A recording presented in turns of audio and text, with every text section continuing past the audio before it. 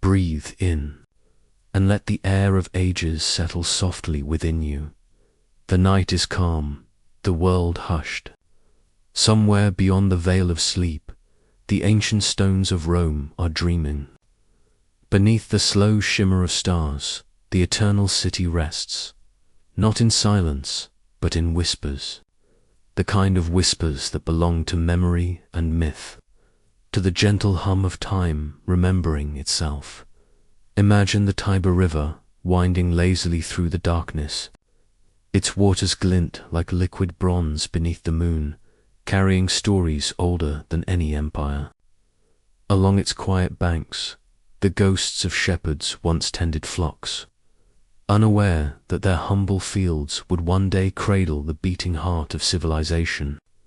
The air smells faintly of earth and olive wood, of rain on marble, and if you listen closely, you might almost hear the laughter of the first settlers echoing from hill to hill. Rome did not begin as a roar. It began as a murmur, a promise whispered by the land itself. 7 hills rose like sleeping giants beneath the morning sun, waiting for the touch of destiny. And somewhere among them, between myth and dawn, the she-wolf stirred, her golden eyes glinting in the half-light of legend. She would nurse the twins who would change the course of the world, Romulus and Remus, and from her wild devotion, the seed of Rome was planted. But tonight, you need not rush through centuries. Let the story unfold slowly, like the turning of a sunlit page. This is not merely history, it is a lullaby of empire, a symphony of stone and spirit. You will drift with the rhythm of conquest and peace, of rise and ruin, of gods and men whose names still echo through the ruins. As the stars drift above the Colosseum's quiet bones, we will travel together, not as scholars, but as dreamers.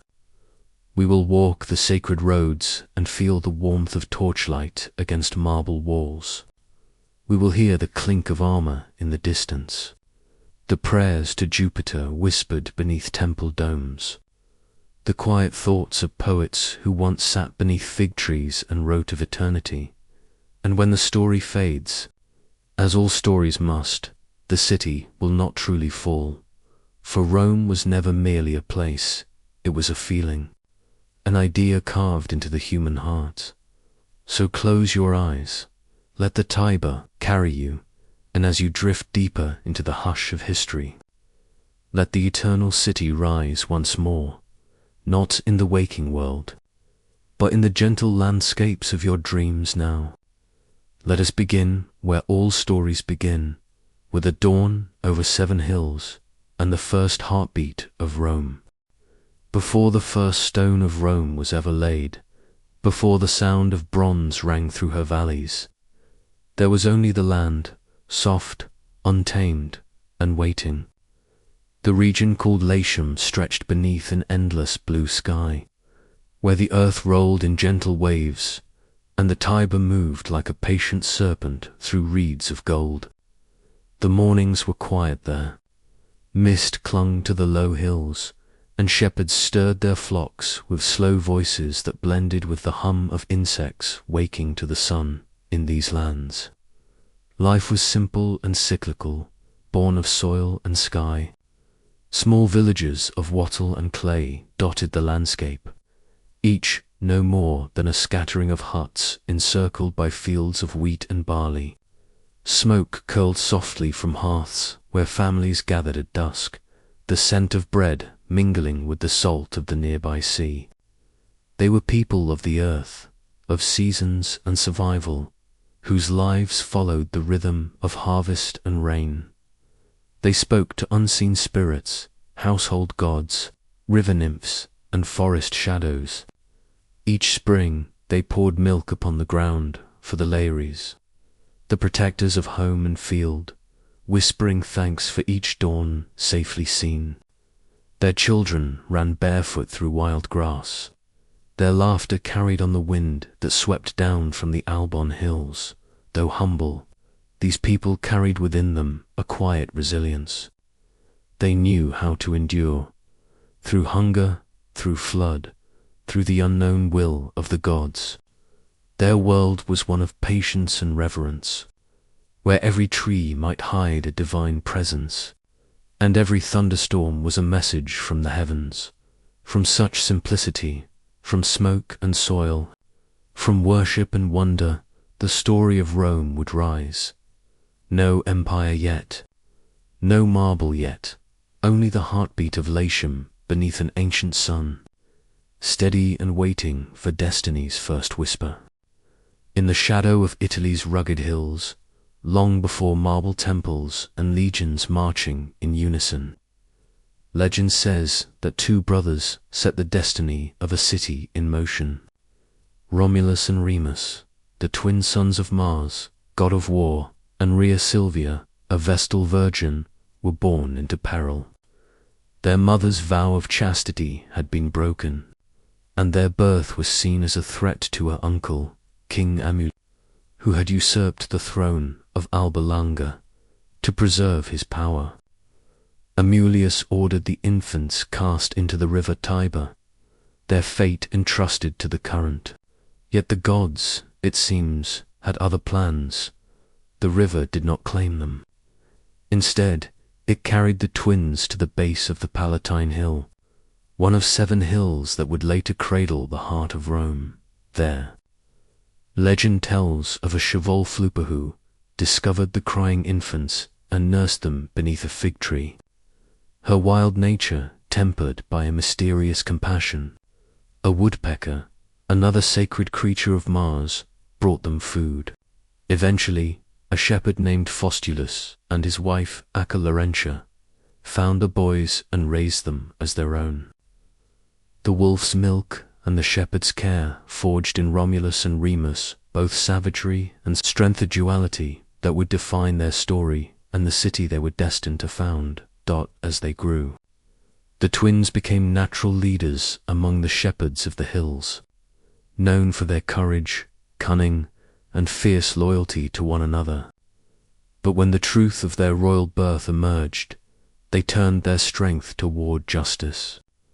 They raised a band of followers, stormed Alba Longa, and overthrew Romulus, restoring their grandfather Numitor to the throne.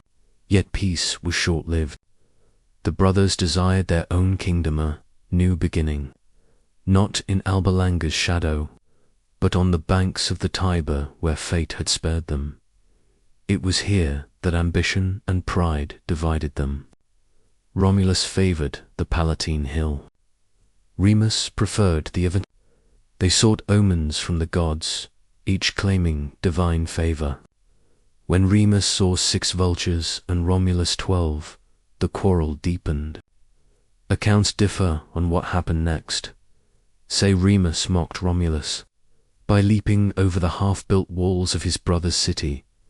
Others that he challenged his right to rule. In every version, blood was spilled. Romulus struck Remus down, crying, "So perish whoever else shall leap over my walls." It was fratricide born of rivalry, ambition, and the ancient belief that destiny demanded sacrifice. With his brother dead, Romulus completed the city's walls and named it Roma after himself. He became its first king, opening its gates to fugitives, exiles, and wanderers, creating a city of strength from the unwanted and the outcast. The story of Romulus and Remus, though shrouded in myth, reflects something profoundly Roman. The tension between order and chaos, the divine and the human, brotherhood and betrayal. Rome, it seems, was born not of peace, but of struggle, its first stone laid in both love and blood. Long before Rome became an empire of marble and iron, its soul took root in the earth itself. In 7 hills that rose gently from the banks of the Tiber, these hills were more than mere geography. They were sacred ground, each one whispering a part of Rome's earliest story. Among them, 3 stood at the heart of the city's birth: the Palatine, the Aventine, and the Capitoline. Together, they formed not only the physical landscape of Rome, but the spiritual and political foundations of a civilization destined to endure for centuries. The Palatine Hill was the cradle of Rome, the place where, legend says, the she-wolf nursed Romulus and Remus beneath the fig tree of the ficus Romulus. Later generations believed this hill was touched by divinity, home to shrines and sacred caves, including the Lupercal, where the wolf's den was said to have been. Archaeological discoveries support the myth's echo. Traces of Iron Age huts, carbon dated to the 8th century BC, align uncannily with Rome's traditional founding date. On this high ground, Romulus is said to have drawn the first walls of his city, a symbolic act that bound myth to history. To the south rose the Aventin Hill, wilder and more distant, associated with Remus and with the people's voice. In later centuries, it became the hill of the plebeians, the commoners who would one day fight for and win their rights against the patricians. Its isolation reflected its spirit, independent, resistant, and proud. The Aventines stood for those outside powers' circle, yet essential to Rome's identity. The Capitoline Hill, by contrast, was Rome's divine summit. Here stood the temples of Jupiter, Optimus, Maximus, and Juno Moneta, symbols of divine authority and protection. From its height, the city's rulers watched over the forum below, blending the sacred with the civic. Together, these three hills embodied Rome's essence: the Palatine's origin, the Aventines' rebellion, and the Capitoline's divinity, the soil from which the Roman world began to rise. In the tender dawn of Rome's story, when its walls were still young and the echoes of Romulus's footsteps lingered across the Palatine, the city was little more than a promise. A cluster of shepherds and wanderers had gathered under his rule, drawn by the dream of belonging. Yet dreams alone could not fill the city. Rome lacked something vital: the lifeblood of families, the gentle presence of women, the possibility of generations. So Romulus, ever the fierce founder, sought a way to bind his fledgling people to the lands around them. He invited the neighboring tribes, Latins, Etruscans, and Sabines, to a grand festival in honor of Neptune Equesta. The air that day shimmered with music and color, with garlands woven and amphorae filled with sweet wine. But beneath the pageantry lay intent. At a signal, the Roman men seized the Sabine women, not as an act of cruelty, the myths say, but as a desperate plea for union, a bridge between solitude and civilization. The aftermath was turmoil. The Sabine fathers, led by their king Tatius, raised arms against the young city. War thundered across the hills, and for a time it seemed Rome would be crushed before it had even begun. But amid the clash of spears and the cries of vengeance, the Sabine women themselves stood between the two sides, daughters of one, wives and mothers of the other. Draped in simple linen, their hair unbound, they stretched out their arms and begged for peace. "We are your daughters," they said to the Sabines, "and your wives, to the Romans. Do not spill the blood that binds us." Their voices stilled the chaos. Through their courage, battle turned to reconciliation. The two peoples united, and Titus Tatius ruled alongside Romulus, two kings, two nations, sharing one destiny. Thus was Rome's first great union forged not by conquest alone, but by the tears and resolve of women. In their compassion, Rome found its first peace, a fragile, human harmony that would echo through centuries of empire and ambition. Beneath the shadow of its 7 hills, a single people began to emerge, born from conflict, yet tempered by love. before marble gleamed beneath the sun, before legions marched and emperors dreamed of eternity, there was only mist, a veil between myth and memory. In that half-light, the land that would become Rome still whispered the language of rivers and wind. The Tiber flowed softly, carrying secrets from the mountains, and the 7 hills slumbered like ancient guardians of a destiny yet unnamed. It was an age when stories were truth, and truth was song.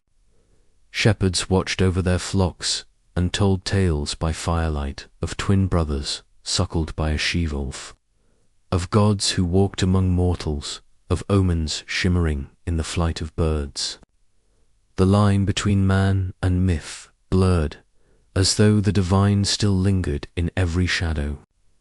This was the cradle of Rome's soul, not of politics or conquest, but of imagination, of longing, of the deep human hunger to belong to something eternal.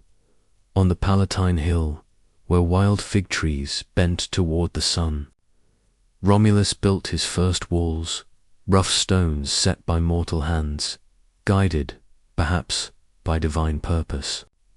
These walls were humble, yet they marked the moment when myth began to solidify into history, when dream became design.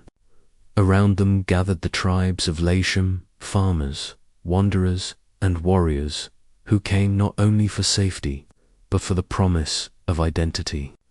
In this act of gathering, a civilization began to take its first breath. Every dawn that broke over those hills was a quiet prophecy. The mist rising from the river seemed to carry whispers from centuries yet to come, of senators in togas, of poets singing to emperors, of cities built upon cities. And yet, in that first dawn, there was peace, the peace of beginnings, of potential untouched. Rome was not yet a conqueror, nor a kingdom, nor even a dream of empire. It was a heartbeat, fragile, rhythmic, and new. The Chevalf's sons had given it flesh, the Sabine women had given it soul, and the hills had given it form. From that tender union of myth and mourning, the eternal city awoke, not to glory, but to existence, as the first light of history spread gently across its stones. When the dawn of Rome's myth had settled into the glow of memory, there arose its first rulers, the 7 kings, each crowned not only with laurel, but with the burden of creation itself. Their reigns were the verses of an ancient hymn, sung across centuries, each note shaping the city's soul from wilderness to wonder. Romulus, the first, remained more legend than man, a warrior and founder whose spirit was both fierce and tender. He laid down the city's laws and gave its people their name, Romans. Under his rule, the chaos of tribes became a living order, and the echo of his ambition would never fade. When he vanished, whether taken by the gods or consumed by storm, the people whispered that he had become Quirinus, a god among their ancestors. After him came Numa Pompilius, the peaceful king, a man who replaced the sword with ceremony. He wove faith into the city's heart, giving Rome its sacred calendar, its temples, and its rituals. The flames of war cooled under his wisdom, and religion took root like olive trees in fertile soil. Then Tullus, Hostilius, rose the opposite of peace, the flame reborn. He waged war with Alba Longa, and legend tells that thunder struck him down for his impiety, reminding all that even kings must bow before the divine. After him, Ancus Marcius built bridges and harbours, guiding Rome's hands toward the river and the sea, teaching it to trade as well as to fight. The 5th king, Tarquinius Priscus, brought the grandeur of the Etruscans, the curved arch, the golden throne, the dream of a city destined for splendor. Servius Tullius followed, a king of mysterious birth, said to have had a halo of fire around his head as a child. He divided the people by class, built the city walls anew, and expanded Rome's reach, a ruler of both heart and order. And last came Tarquinius Superbus, Tarquin the Proud. His name was a warning carved in memory. Ambition turned to tyranny, and arrogance sealed his fall. The crown that had once gleamed with sacred purpose now shimmered with deceit. When his cruelty grew unbearable, Rome rose, not with swords alone, but with the will to be free. Thus ended the age of kings. And from their rise and ruin was born something even greater, a republic born from remembrance and rebellion, where power would no longer rest upon a single brow. As Rome grew from a cluster of huts into a city poised on the cusp of empire, it did not rise in isolation. Across the Tiber and beyond the hills, the Etruscans, with their shimmering cities of stone and art, left a quiet but profound mark upon the fledgling Romans. Their influence flowed like a gentle river into the foundations of the city, shaping both its structure and its soul. From the Etruscans, Rome inherited the graceful sweep of the arch, a simple curve of stone that could bear weight beyond imagination, and yet, in its elegance, spoke of beauty as well as utility.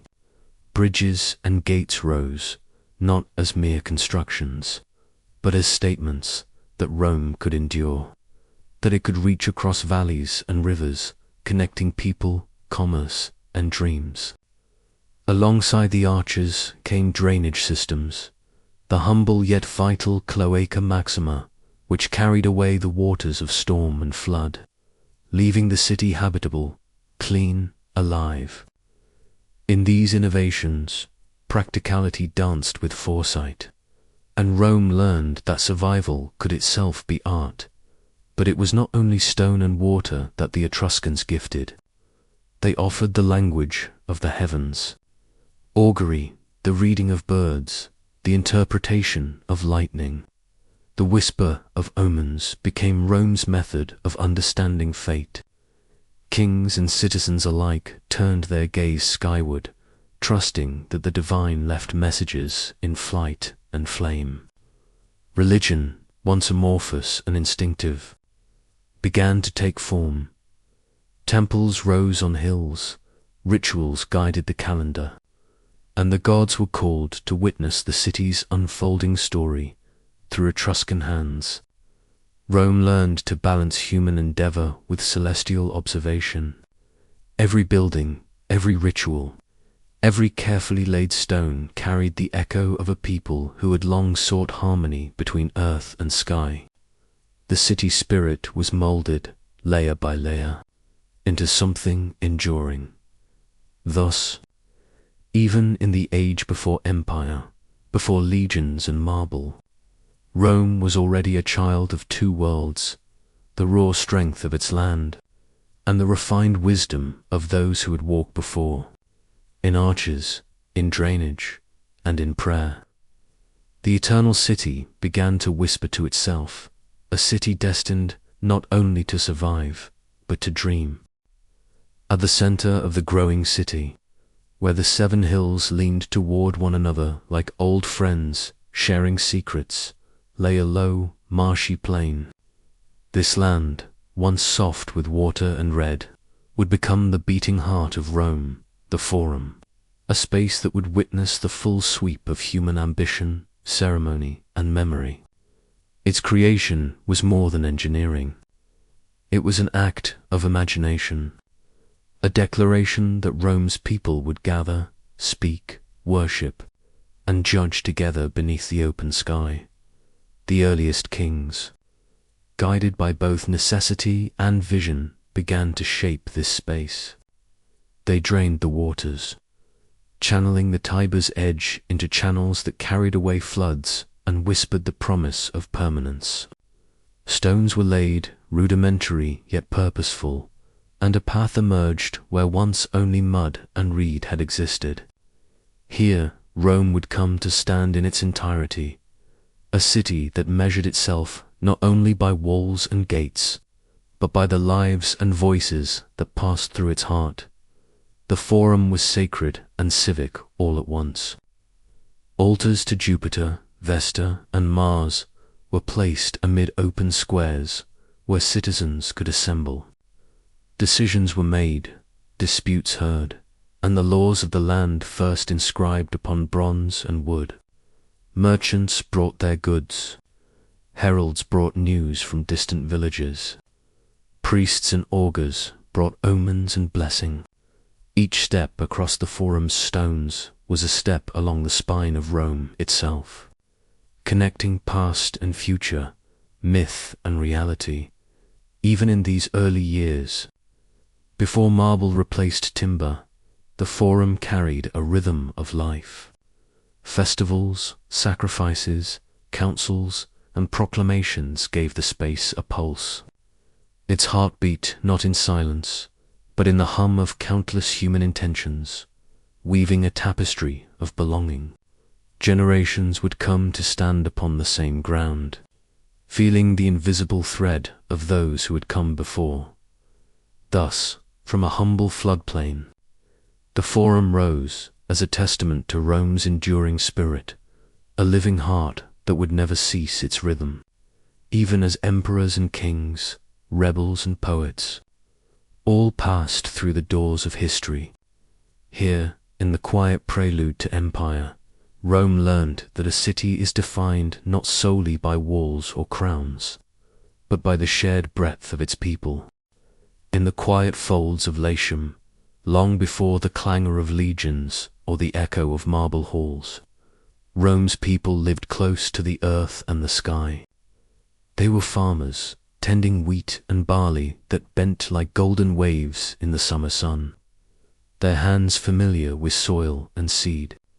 Each morning they rose with the light, guiding oxen through furrows, plucking olives from gnarled trees, and offering the first fruits of their labor to the gods who watched from hill and hearth. Life was measured by seasons, by harvests and rains, and by the rhythm of the river that wound past their fields like a patient witness.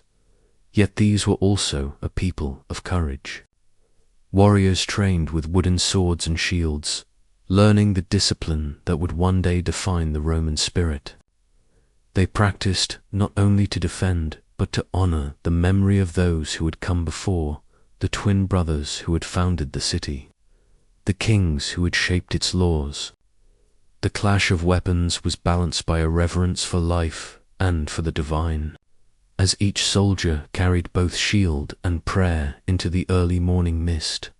And speaking of the divine, the priests of Rome, the pontiffs, and flamens held a quiet authority. They interpreted the flight of birds, the shape of lightning, the murmur of rivers. Every ritual, every offering, every whispered invocation was a thread connecting mortals to gods, a bridge between the tangible earth and the invisible heavens. Festivals marked the turning of months, sacrifices maintained favor, and prayers filled the Forum and temples alike with invisible music. In this interwoven life of labor, devotion, and preparation for conflict, the early Romans learned the balance between human effort and divine will.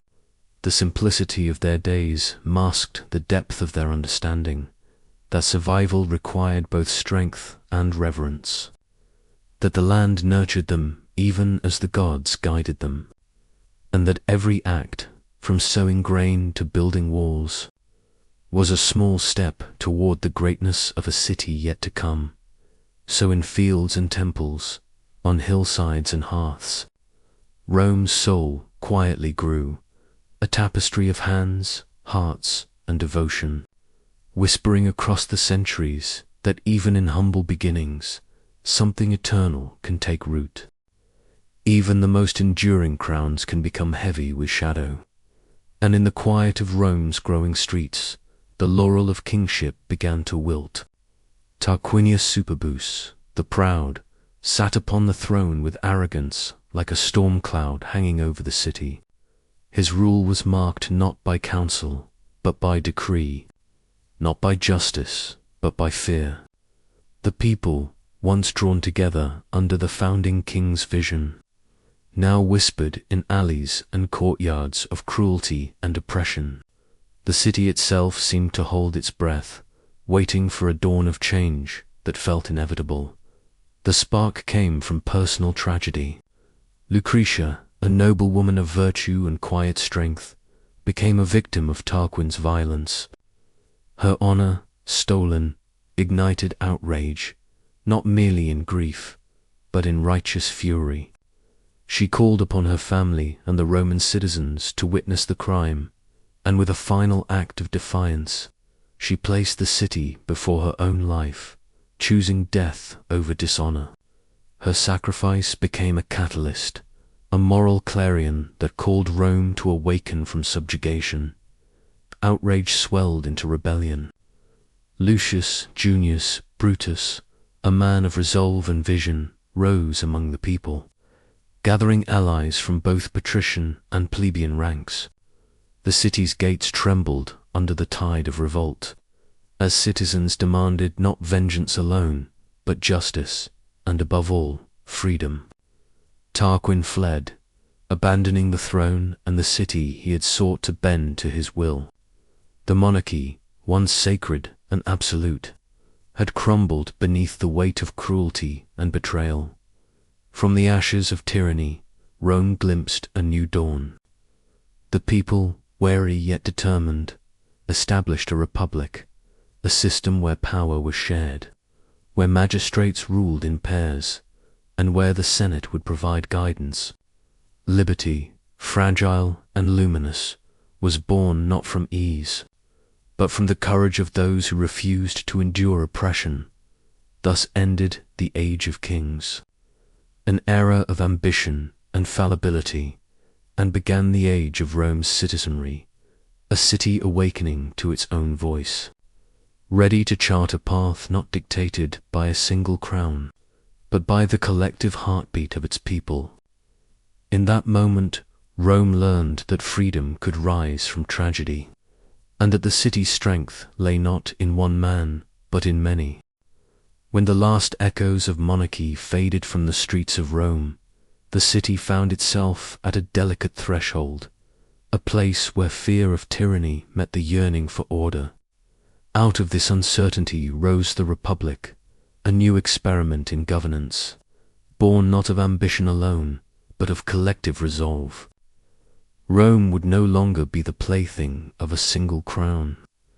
It would instead breathe through the measured pulse of laws, officers, and assemblies, seeking harmony between authority and liberty.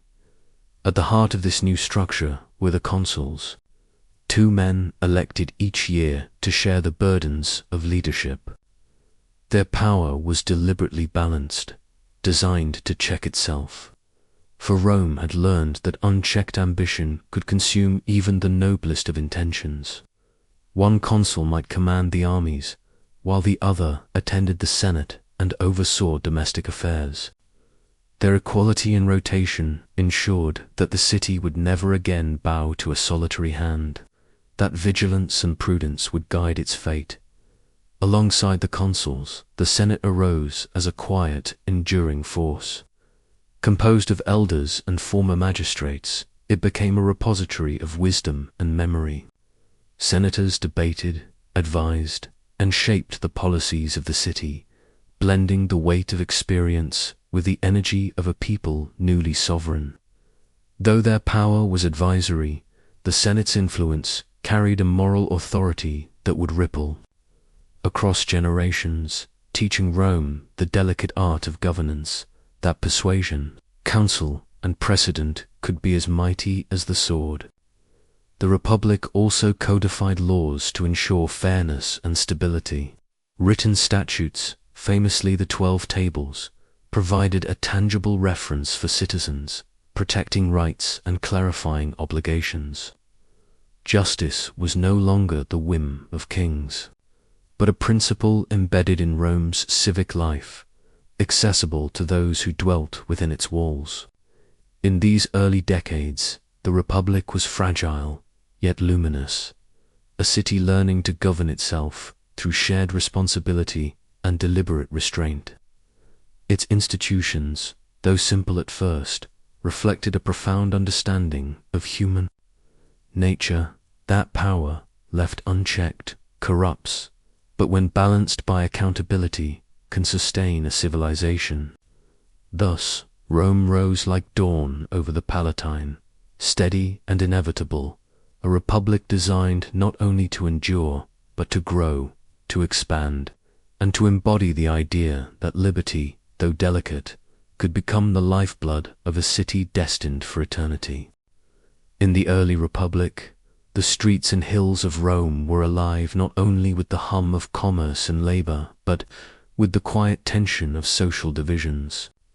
The city's soul was divided between the noble families who traced their lineage to the first kings and claimed both wealth and privilege, and the plebeians, the common people, farmers, artisans, and soldiers who bore the weight of toil and yet lacked political voice. This tension was neither hidden nor trivial. It shaped the city's early laws, its councils, and its very sense of justice. The patricians held power in the Senate and in magistracies, their influence sanctioned by tradition and the whispers of ancestors. The plebeians, though essential to Rome's survival, found themselves subject to arbitrary judgments, debt, and exclusion from the mechanisms that governed civic life. The chasm between the two classes threatened the fragile unity of the Republic, yet it also stirred the first profound experiments in negotiation, reform, and compromise. Over time, the plebeians asserted their voice through the struggle of the orders, a patient, persistent movement that would slowly reshape the city's institutions. They elected tribunes, officials with the sacred duty to protect plebeian interests, and won the right to appeal judgments of magistrates. These were not mere concessions. They were the delicate threads of balance, weaving the city together from disparate strands of power and need. The culmination of these struggles was the creation of the 12 Tables, Rome's first codified laws. Inscribed on bronze and displayed in the Forum, they translated tradition into tangible, enduring rules. Every citizen could read the law, know their rights, and understand their obligations. The tables addressed property, family, debt, and crime, setting a foundation for justice that was no longer the private whim of a ruler, but a public covenant between citizen and city, in the quiet of the Forum, under the gaze of temples and the wind-swept hills. The balance between patrician authority and plebeian voice became the heartbeat of early Roman life. The city learned that liberty was not simply the absence of tyranny, but the careful calibration of rights, duties, and responsibility. In struggle and reform, Rome discovered a principle that would endure, that even in division, a society could seek harmony, and that the law, etched in bronze, could become the quiet bridge between human ambition and collective justice. Even as Rome labored to balance its own society, its gaze turned outward, beyond the gentle sweep of the Tiber and the familiar hills of Latium. The surrounding lands of Italy were alive with tribes and cities, Etruscans in the north, Samnites in the Apennines, Latins and Campanians along the plains. Rome did not simply conquer. It wove a web of alliances, treaties, and obligations that would become the quiet scaffolding of empire. Each city and tribe became part of a subtle, enduring system in which loyalty, obligation, and opportunity intertwined. Rome's approach was both pragmatic and visionary. Conquered peoples might be granted partial citizenship, allowing them to live under Roman law and participate in trade, but without a vote in the Senate. Others became allies, bound by treaty to provide troops and tribute, yet retaining autonomy over local matters. Through this delicate balance, Rome cultivated loyalty not merely through fear or force, but through integration, offering inclusion to those who accepted her authority. In this way, the Republic transformed conflict into connection, and cities, once hostile, became threads in a growing tapestry. This strategy required diplomacy as much as arms. Envoys and magistrates traveled between hills and valleys, carrying messages, promises, and warnings. Treaties were carefully written and ceremoniously witnessed, often invoking gods to sanctify the obligations. In these exchanges, Rome's influence spread quietly, embedding its values and customs within diverse cultures. Citizens and allies alike began to identify with Rome, recognizing both the protection and prestige it offered. The Republic's expansion also forged a shared identity, built upon the promise of rights, obligations, and service. Soldiers from distant lands marched alongside Romans, bound by discipline and loyalty, each conquest knitting the peninsula closer together. Roads were laid, markets opened, and the Forum became a symbol not merely of a city, but of a political and cultural network stretching across Italy through alliances and citizenship. Rome discovered the power of inclusion as a tool of governance, the subtle art of empire without overreach. Its influence grew not only through conquest, but through connection, a gentle, persistent weaving of communities into a single, enduring fabric. The Republic, rising like dawn, was learning that the strength of a city lies not only in its walls or armies, but in the hearts of those it embraces and binds to its destiny. As Rome expanded across Italy, its true strength lay not only in stone walls or strategic alliances, but in the quiet, steady pulse of its people, a spirit forged from discipline, duty, and the elusive quality the Romans called virtues. This was a virtue not of gentleness nor of self-interest, but of moral courage, of steadfastness in the face of adversity, of the resolve to place the city above oneself. It was the invisible scaffold that upheld the Republic, the compass guiding citizens from daily labor to the battlefield. From personal ambition to collective responsibility, discipline was woven into every layer of life. Farmers rose with the sun, tending fields and flocks with measured care. Soldiers trained with unflinching rigor, learning to march, to fight, to endure hunger and hardship without complaint. Even in the Forum, the civic rituals and legal proceedings demanded patience, attention, and respect for tradition. Rome's citizens understood that order was not imposed from above alone, but cultivated through the habitual dedication of each individual to the larger whole. Duty, intertwined with discipline, became a sacred thread in the fabric of the Republic. Fathers taught their sons not only to wield a plough or sword, but to honor obligations to family, neighbors, and the state. Soldiers went to war not merely for conquest or glory, but for the oath they had sworn to the city, for the unity of people who shared both their toil and their dreams. Public service, in offices and assemblies, was a responsibility, a moral act that elevated the individual while sustaining the collective, and virtues, the subtle, radiant quality that gave Rome its enduring aura, was present in both triumph and restraint.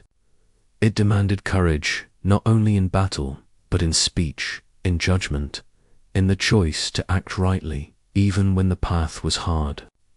It was the echo of Romulus's ambition, Numa's wisdom, and the countless unseen sacrifices of citizens who labored quietly yet faithfully through these intertwined virtues. Rome learned to transform ordinary lives into extraordinary service. The hills and streets of the city resonated with this quiet energy, a pulse that would carry the Republic through wars, alliances, and challenges yet to come.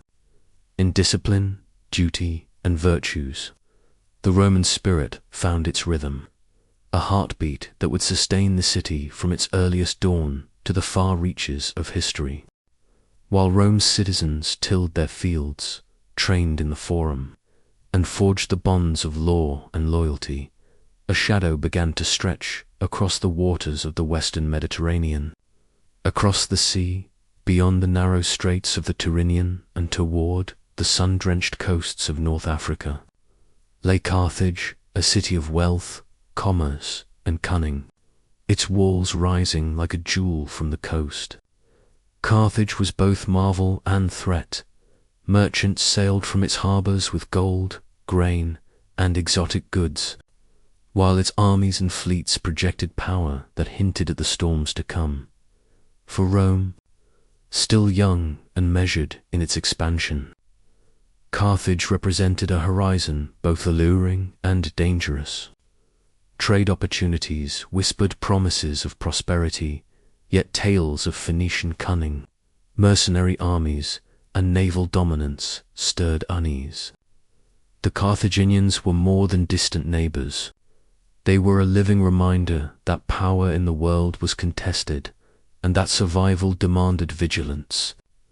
Already, Roman envoys crossed the sea, observing harbors, fleets, and fortifications, learning the rhythms of a city that had mastered wealth and warfare alike. The shadow of Carthage also served as a mirror to Rome itself.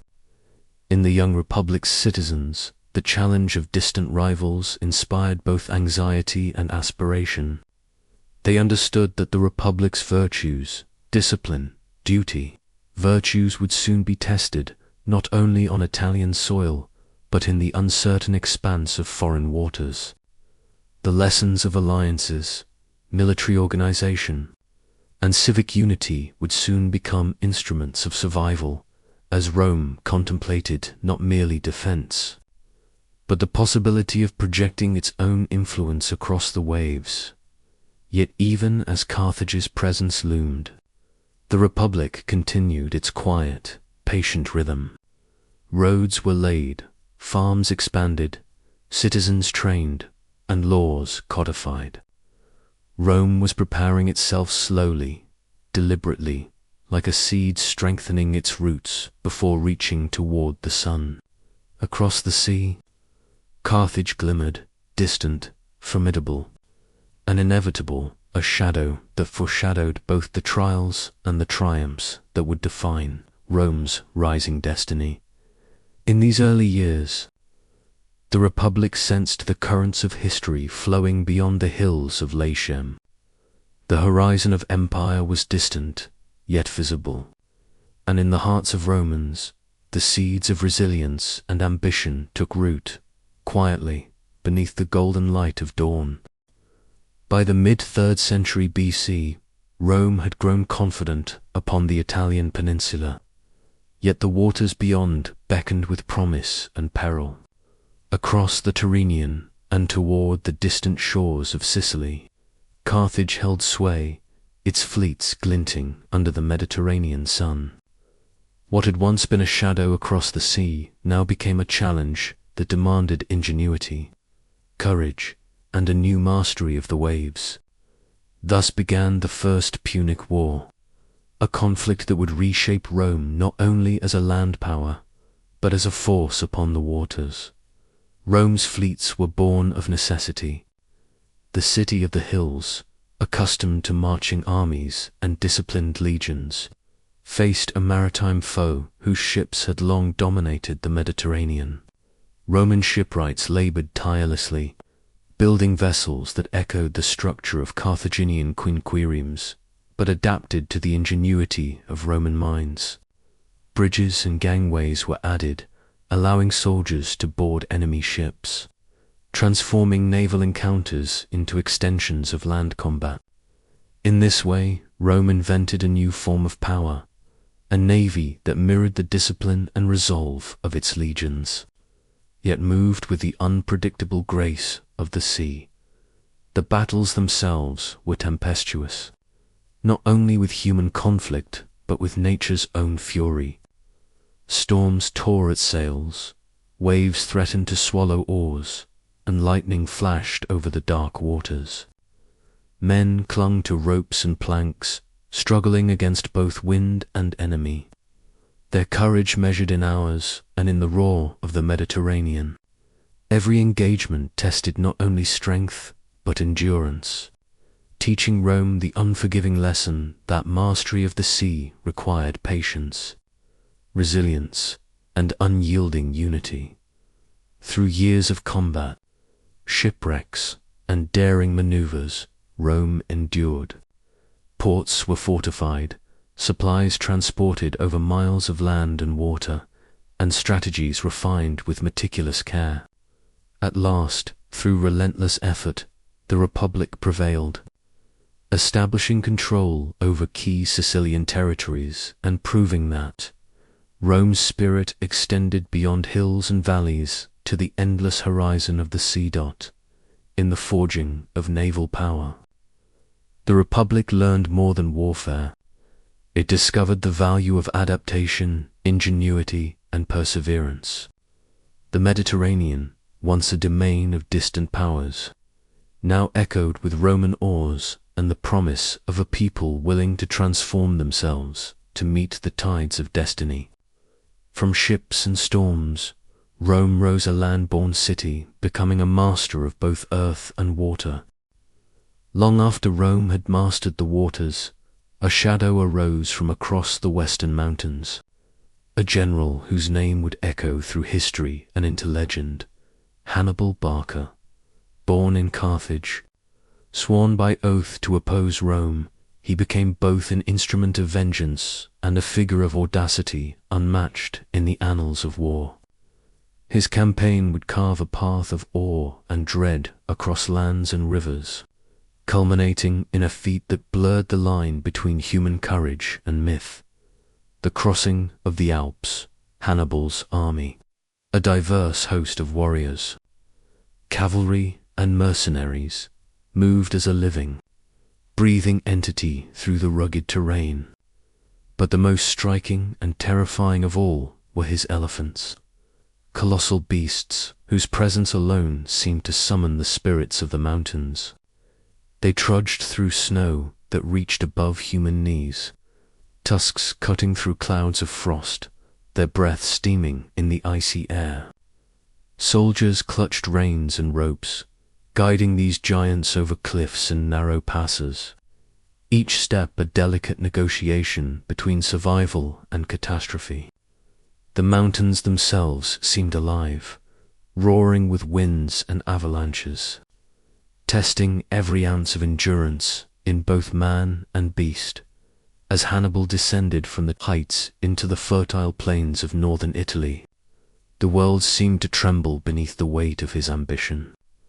Rome, confident in its natural barriers and disciplined legions, was suddenly confronted with an enemy who had defied both expectation and geography. The Alps, a natural fortress that had guarded the peninsula for generations, had been transformed into a corridor of inevitability. The very earth seemed to thunder with the march of elephants, the clash of steel, and the unyielding rhythm of human determination. Yet Hannibal's genius was not in spectacle alone. He understood the psychological currents of war, knowing that surprise and audacity could unsettle even the most steadfast of opponents. His crossings, perilous and improbable, were calculated acts of strategic poetry, blending the raw force of nature with disciplined command. Each descent into the Po Valley carried the weight of history, a statement that Rome's supremacy was not yet absolute, and that the Republic's virtues, discipline, duty, and virtues would be tested in ways no battlefield in Italy had ever demanded. In the snow, amid thunder and frost, Hannibal's army moved like a living myth, leaving impressions upon both landscape and memory. Romans would tell of these events with awe and fear, recording them not only as military history, but as parables of courage, resilience, and the audacity of human will. The Alps had been crossed, and with them, the shadow of Carthage had fallen upon Rome, a reminder that destiny is often forged in the crucible of challenge, and that the mountains themselves may bend, if only for those bold enough to tread their heights. As Hannibal's shadow stretched across the Italian plains, Rome faced a trial of spirit unlike any it had known. The Republic, still young in its confidence, now stood against a general whose cunning seemed to anticipate every step. At Trebia, in the chill of winter rivers, Roman legions met the Carthaginian forces with discipline and valor, yet found themselves ensnared in Hannibal's careful strategy. Soldiers froze in the icy water, caught between their duty and the cunning of an enemy who seemed one step ahead, and yet, even in defeat, Rome's will remained unbroken. Victory and loss became intertwined lessons of resilience. At Lake Trasimene, the Republic endured another harrowing test. Hannibal's ambush struck with the subtle inevitability of a shadow stretching at dusk, enveloping the Roman army in smoke, fear, and confusion. Columns of men were shattered, yet scattered, survivors retreated with determination, carrying news of both peril and endurance. Rome was battered, but not broken. Its courage flowed like the Tiber itself, persistent and relentless. Then came Cannae, a name that would echo through generations, where the tide of battle engulfed Roman forces in an almost mythic storm. Surrounded and overwhelmed, legions fell in vast numbers. Yet the city itself, the idea of Rome, did not surrender. The Republic's strength was not measured solely in lives lost or banners held, but in the unwavering commitment to rise again, to rebuild armies, to continue the struggle against a seemingly invincible foe. Every citizen, soldier, and consul recognized that the survival of the city demanded endurance above all, a steadfast refusal to bow even when fate appeared most cruel. Through rivers of blood and fields of despair, Rome's spirit crystallized. Lessons learned in defeat became the foundation of future triumphs. Supply lines were secured, strategies adapted, and loyalty cultivated among allies across Italy.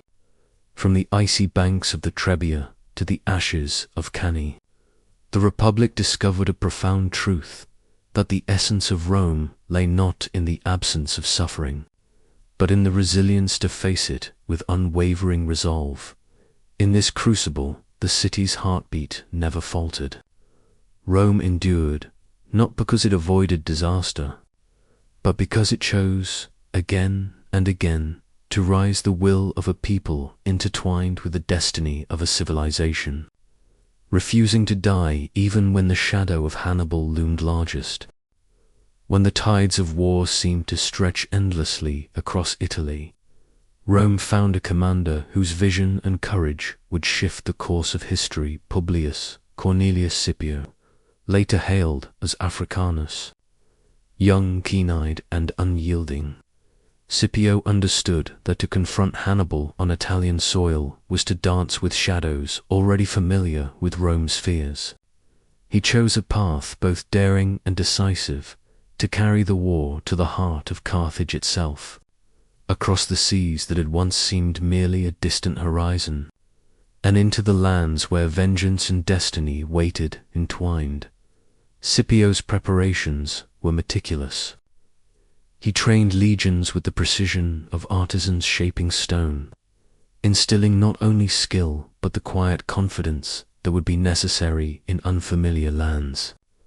The journey to Africa was itself a test of endurance and resolve, with ships cutting through the restless Mediterranean, carrying men and supplies, hopes and anxieties, toward an enemy city fortified by centuries of wealth, experience, and pride. Every wave that slapped the hulls of Rome's ships seemed to whisper the uncertainty of the enterprise. Yet the Republic's determination remained steadfast, landing upon the African coast. Scipio faced Hannibal once more, but now the battle was transformed, no longer a contest for Italy alone, but for the very survival and supremacy of the Western Mediterranean. At Zama, near the flaring heat of sun and sand, the Roman legions confronted the Carthaginian elephants and disciplined infantry with a combination of strategy, timing, and unshakable courage. Scipio's understanding of the enemy's strengths allowed him to bend the battlefield to his will. Elephants were funneled into lanes where their charge became vulnerability. Soldiers maneuvered with the grace of wind through reeds. Each movement was a quiet symphony of preparation, instinct, and resolve. The clash ended with Carthage's defeat. Hannibal, brilliant and determined, withdrew, leaving the city and its ambitions to crumble beneath the weight of Rome's persistence. Vengeance, once a distant murmur in the minds of Romans scarred by Trebia, Trasimene, and Cannae, had been realized, yet transformed into ashes rather than spectacle. Carthage, a jewel of the Mediterranean, was humbled.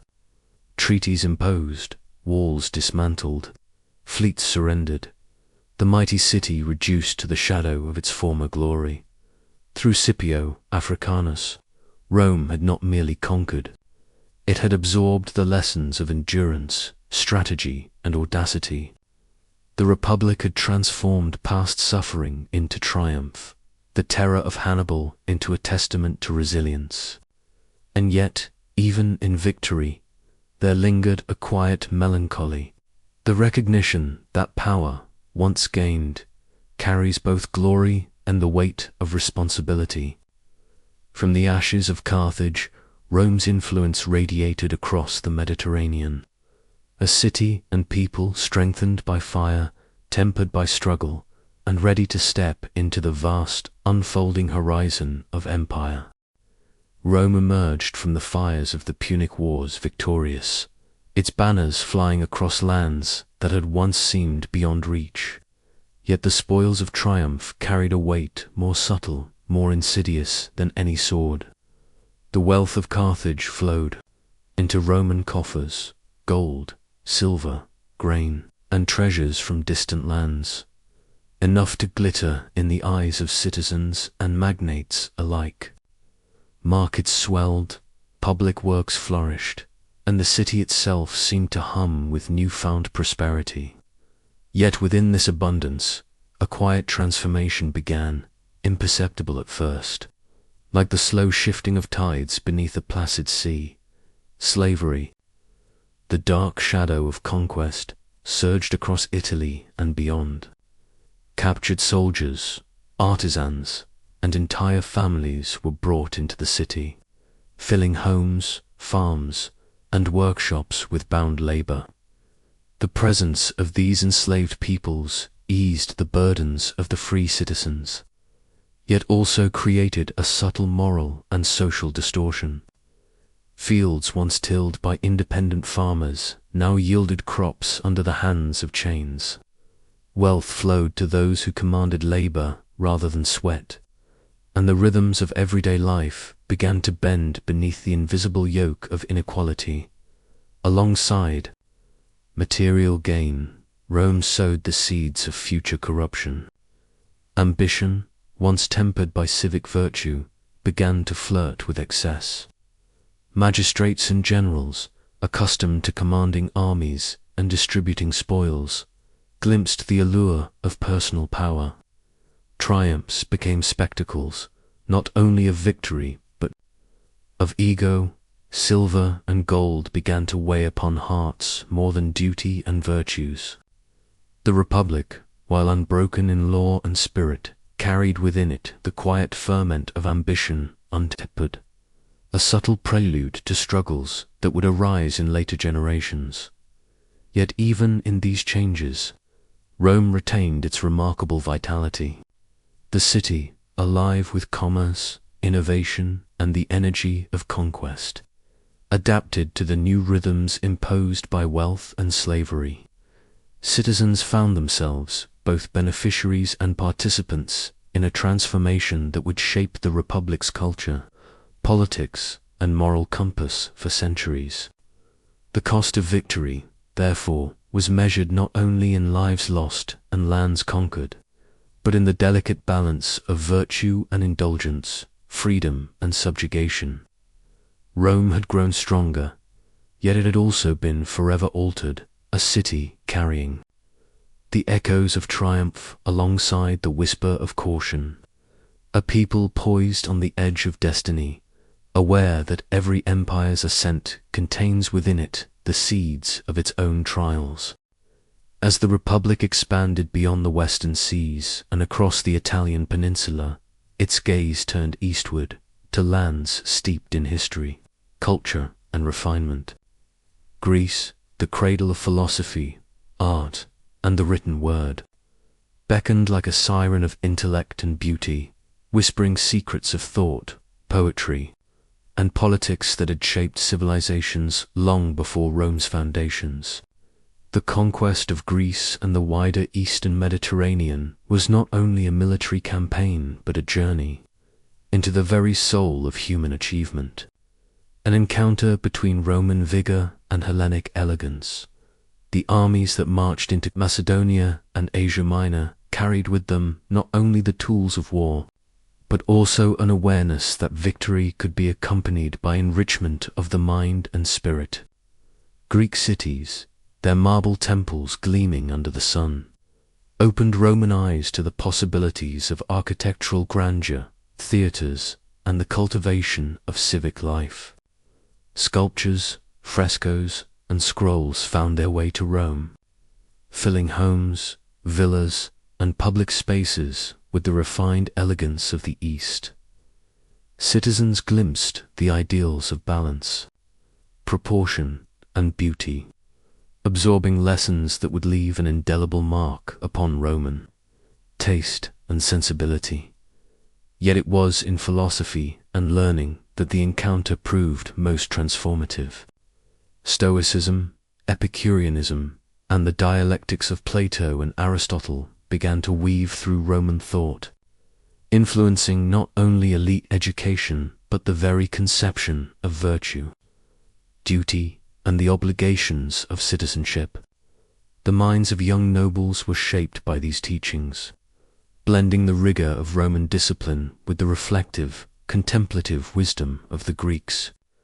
The city that once revered only action and conquest now found itself contemplating reason, ethics, and the fleeting nature of human ambition. This period of conquest and cultural absorption was delicate, a balance between domination and admiration. Rome took control of territories, imposed treaties, and collected tribute. Yet it also absorbed the beauty, learning, and traditions of the conquered lands, enriching its own identity. The legions that brought victory also carried home the treasures of thought and artistry, ensuring that Rome's empire would be measured not only in territory and power, but in the subtle elegance of culture inherited and transformed. In this fusion of might and mind, Rome discovered that conquest could awaken curiosity, that the spoils of war could feed the soul as well as the coffers. Beauty and philosophy entered the city like a gentle dawn, illuminating streets and hearts, preparing the Republic for an age where ambition and intellect would intertwine, for better or for worse, in the destiny of empire.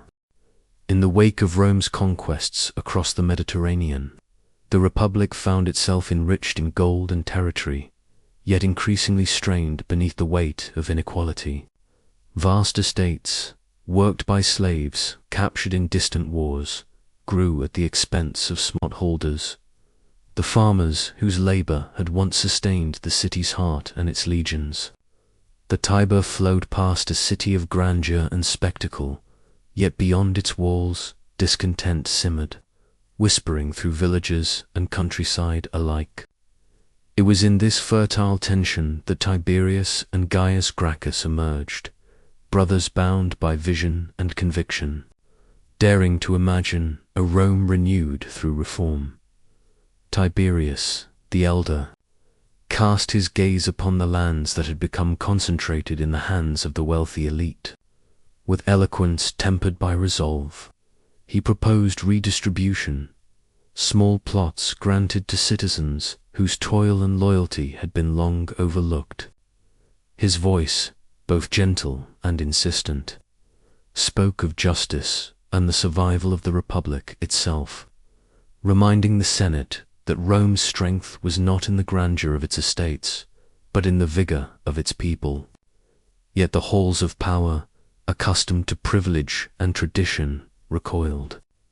Debate turned to tension, tension to violence, and Tiberius fell, his life claimed by the very forces he sought to temper. Gaius, younger, yet equally determined, continued the struggle. He sought broader reforms, grain subsidies for the poor, the regulation of magistrates, and the reinforcement of citizen rights.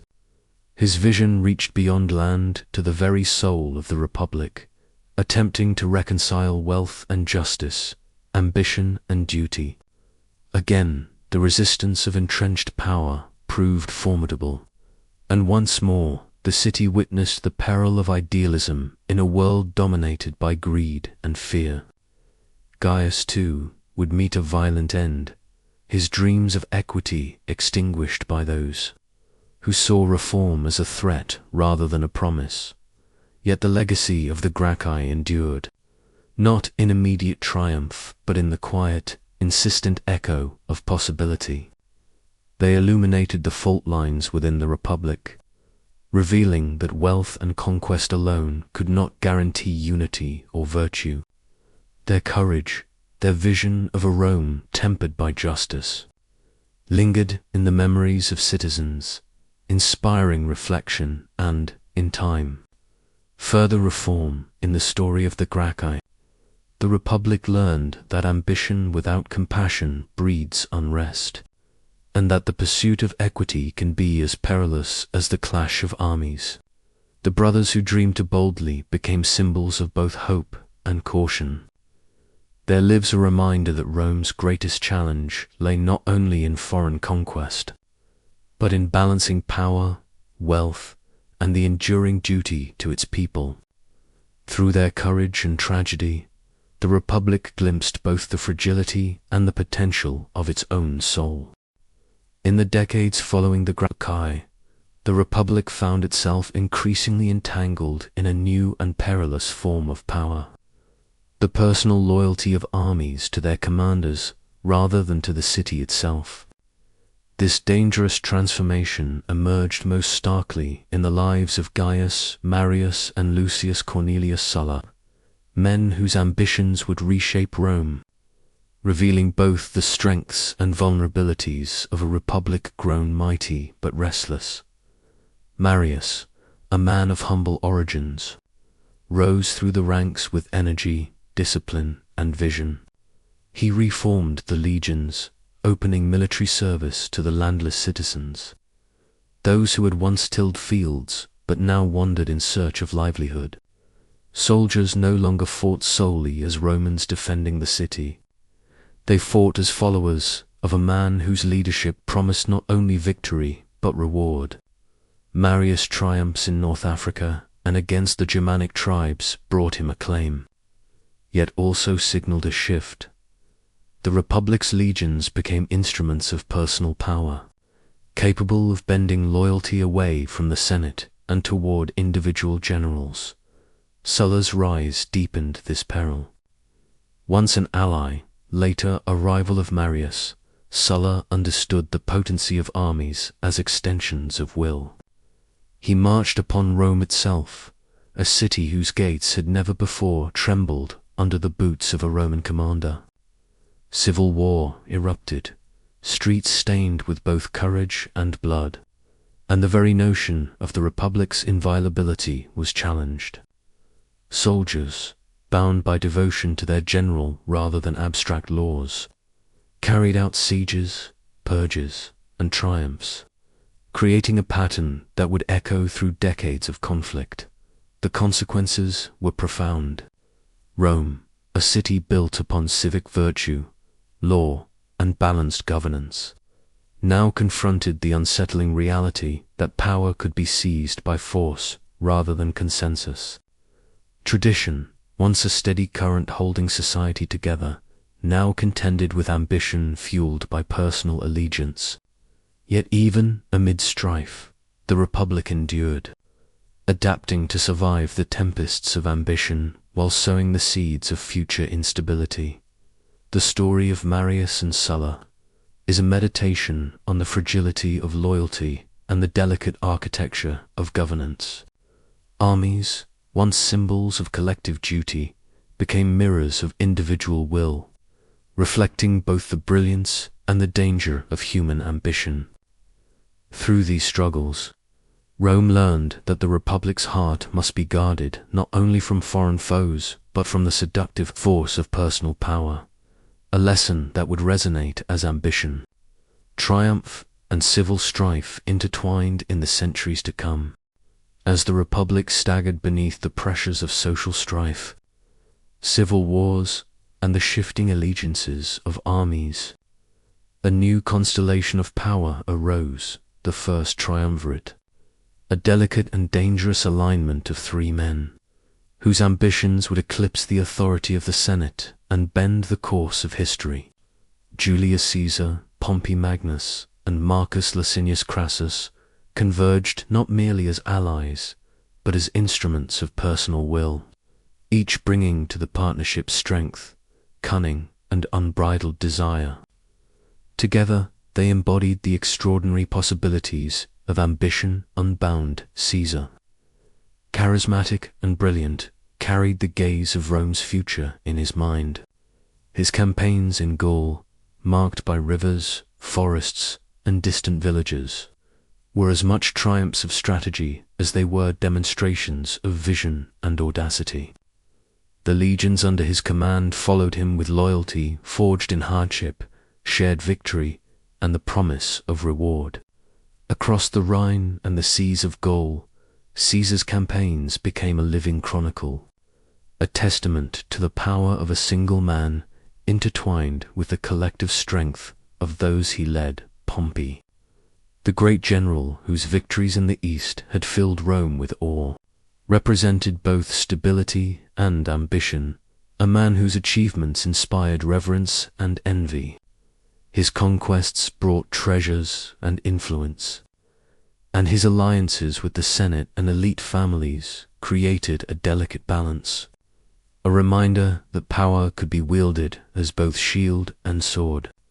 Wealth incarnate provided the gold that lubricated ambition and sustained armies, a reminder that resources often shape destiny as surely as courage or strategy. His influence, though less celebrated in tales of battle, underscored the intimate connection between material might and political authority in a republic increasingly tested by ambition. Together, the triumvirate bent the structures of governance to their will, securing positions, enacting laws, and extending their influence beyond precedent. Yet such concentration of power was inherently unstable, a fragile equilibrium that would not survive the tides of envy, rivalry, and fate. The very genius of their alliance, unity of ambition, contained the seeds of its own dissolution, a quiet warning that personal desire, when unchecked, can fracture even the oldest institutions. The story of Caesar, Pompey, and Crassus illuminates the beauty and peril of ambition intertwined with talent, loyalty, and strategy. Their lives were monuments to human possibility, yet also harbingers of the Republic's fragility. Through their rise, the Republic glimpsed both the apex of personal achievement and the precipice of transformation, a moment when the old order trembled beneath the force of vision, daring, and unbound desire. In the heart of Rome, amid the gleaming marble and echoing corridors of the Senate. The Republic confronted the most intimate of perils, betrayal not from distant foes, but from those bound by oath, friendship, and the shared history of ambition. Julius Caesar, triumphant general, brilliant orator, and architect of transformation, had returned from Gaul and the East with legions loyal to him, wealth that dazzled, and reforms that unsettled tradition. The city itself seemed to hum with expectation, yet beneath the veneer of civic life, tension rippled like a hidden current beneath calm waters. Some senators, wary of the concentration of power in Caesar's hands, whispered of monarchy, of tyranny, of a republic threatened not by armies, but by a single mind whose vision outpaced the balance of law. The Ides of March, the 15th day of the third month, became the fateful stage where these fears, ambition, and loyalty collided. On that morning, the Senate gathered under the familiar columns, sun spilling across polished stone, shadows of history stretching long and quiet, unaware that destiny would unfold in tragic intimacy. Brutus, Cassius, and other senators, men whose names would echo through centuries, approached Caesar with words of friendship and allegiance, their hands concealing daggers of both metal and resentment. In the marble halls, laughter and debate mingled with tension, a delicate choreography of political theater. Then, in a moment that seemed to stretch across eternity, betrayal erupted a chorus of steel and surprise, a cascade of blows that silenced the voice of Rome's most luminous figure.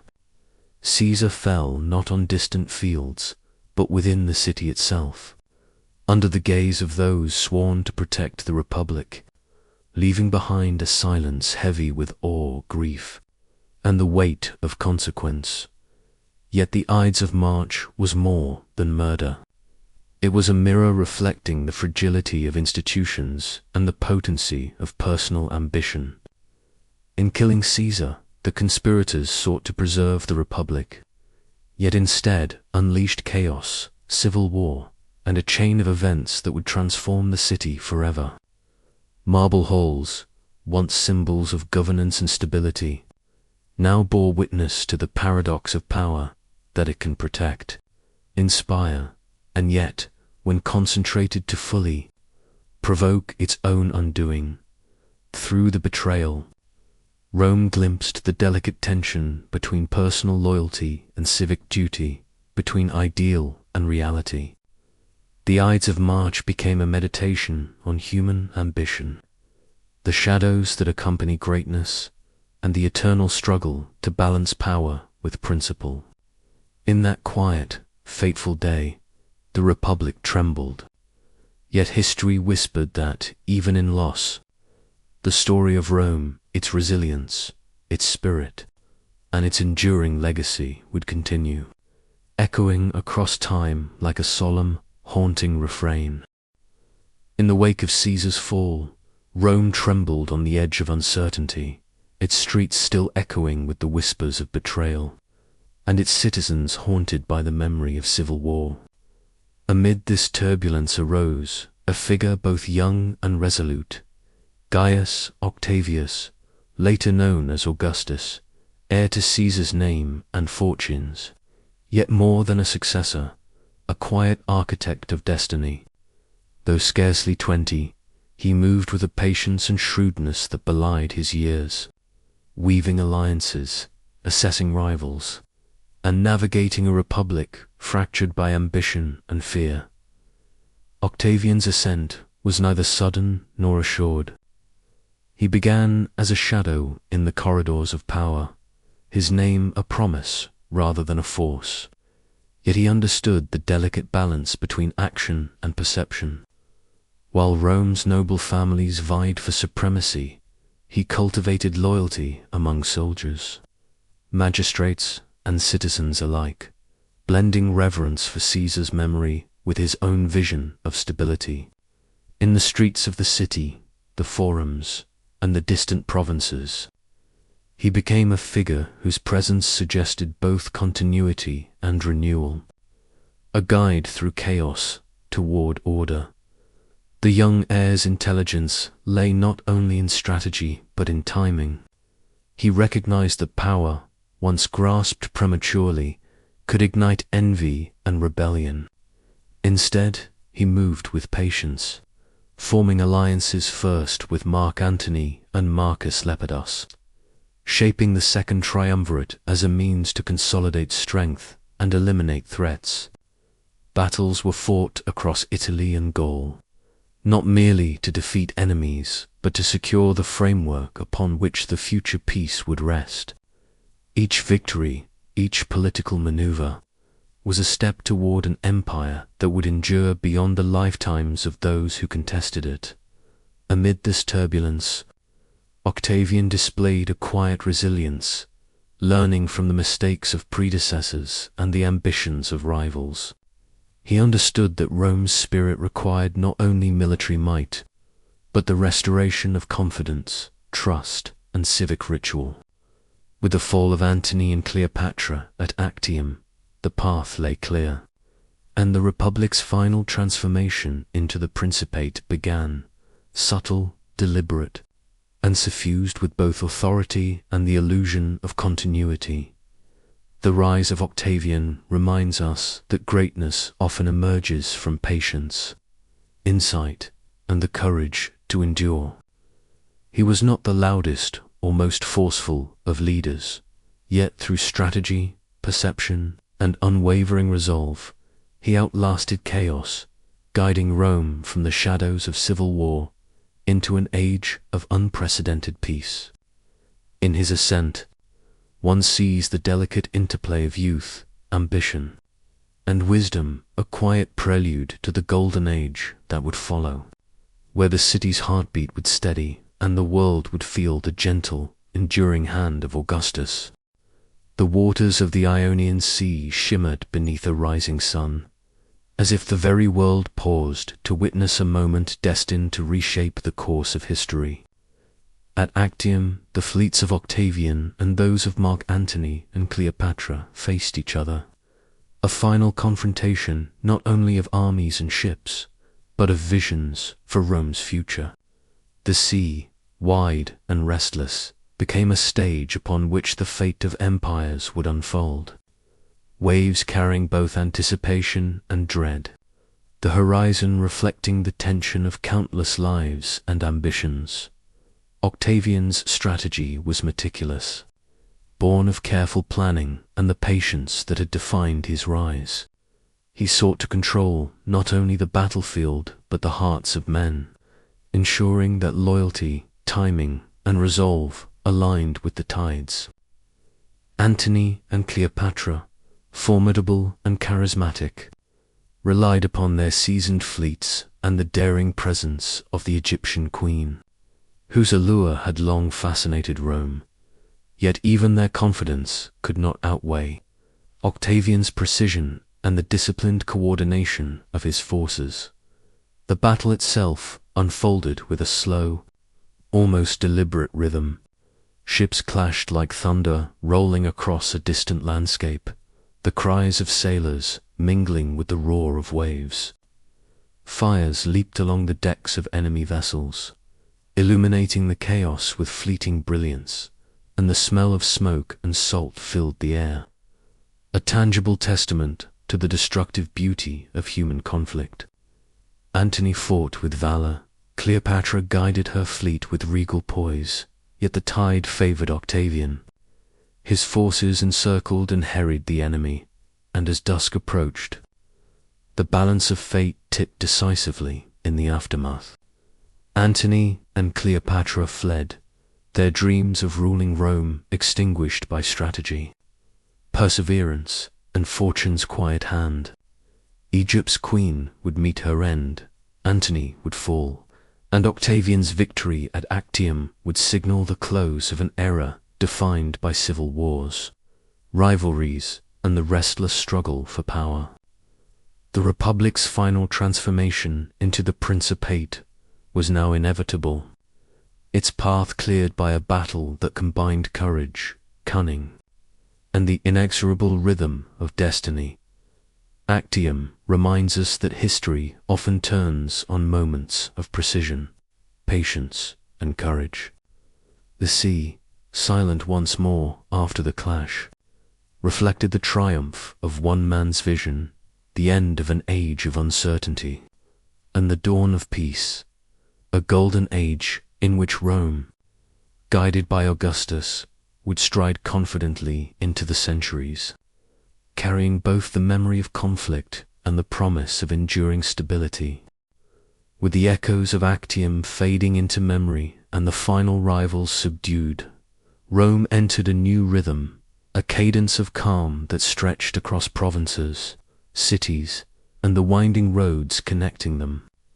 The Pax Romana, the Roman peace, was not a silence born of exhaustion alone, but a deliberate orchestration of governance, law, and oversight, a triumph of order over chaos, a vision over the endless turbulence that had marked the Republic's final decades.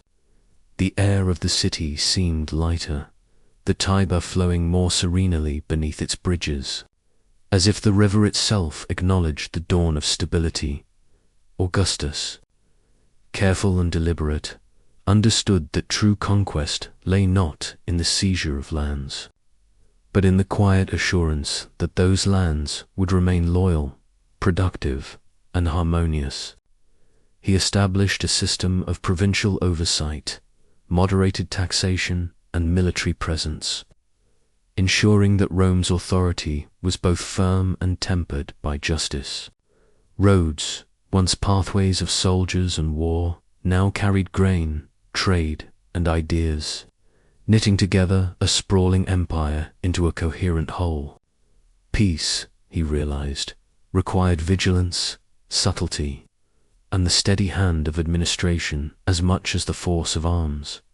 Yet the Pax Romana was more than political or military stability. It was cultural and social as well.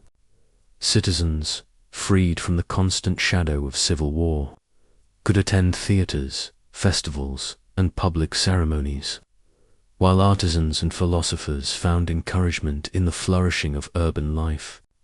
Trade extended from the shores of Britannia to the sands of Egypt, creating an interconnected world in which ideas, goods, and people moved with unprecedented freedom.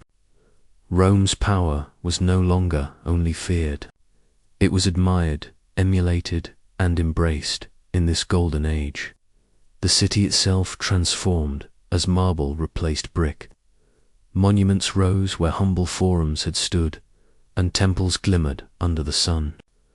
Augustus, though outwardly modest, cultivated a sense of continuity and reverence, a subtle reminder that the Republic's spirit endured even under the shadow of imperial authority.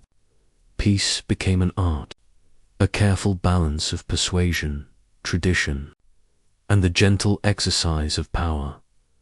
The Pax Romana demonstrates that an empire's greatest conquest is often unseen, residing not in the clash of armies or the echo of victories, but in the quiet, enduring heartbeat of stability. Augustus' triumph was therefore measured not only in lands secured or enemies subdued, but in the serenity of a civilization finally able to breathe, to flourish, and to imagine a future shaped by both order and the enduring spirit of Rome. Under Augustus' careful eye, Rome began to shift from a city scarred by decades of conflict into a vision of splendor and permanence. Streets once lined with humble brick and timber now gleamed with marble, reflecting sunlight in ways that spoke of dignity, power, and the aspirations of an empire reborn. Public spaces were redesigned not merely for function, but for grandeur. Forums expanded to accommodate discourse and law, temples rose in elegant symmetry, and arches commemorated victories that were no longer daily events, but lessons etched in stone. The city's transformation was both practical and poetic, a visual language conveying stability, authority, and the promise of continuity. Art flourished as war receded. Statues and reliefs, capturing gods, heroes, and emperors, adorned piazzas and courtyards, providing citizens with daily encounters of beauty and reflection. Frescoes and mosaics depicted the landscapes of distant provinces, the wealth of harvest, and the triumphs of labor, subtly reminding all who wandered Rome's streets that the empire's strength was as much cultural as it was martial. Sculptors and artisans, once overshadowed by the demands of war, now found encouragement in the creation of works that would endure for centuries. A silent dialogue between the present and the memory of posterity. Augustus understood that the physical transformation of Rome was inseparable from its symbolic meaning. Marble streets and ornate buildings were not merely decoration. They embodied the ideals of permanence, order, and refinement, the same values that had stabilized the empire after civil strife. In replacing brick with stone, the city itself became a testament to peace, a living monument to the power of careful governance and the subtle artistry of leadership. The rhythm of urban life, too, was reshaped. Markets thrived amid avenues of splendor. Festivals and theatrical performances drew citizens into shared experiences, and religious ceremonies celebrated not only gods but the enduring spirit of Rome itself. In this cultivated environment, war receded to memory, replaced by a civic life rich with art, philosophy, and the beauty of human endeavor. Rome's transformation under Augustus was thus both external and internal, a gentle but profound rebirth. Marble replaced brick, art replaced war, and the city became a mirror reflecting the empire's ideals, permanence, order, and a quiet, enduring grandeur. Through these changes, Augustus ensured that Rome would not merely survive. It would inspire a luminous heart of civilization, whose streets and monuments whispered tales of triumph, wisdom, and the enduring power of human creativity. Amid the marble splendor, the bustling forums, and the serenity of the Pax Romana, Augustus carried a quiet burden. His triumphs were immense, his vision realized, yet beneath the surface of imperial authority lay a subtle melancholy, a reflective sorrow born of the price of power.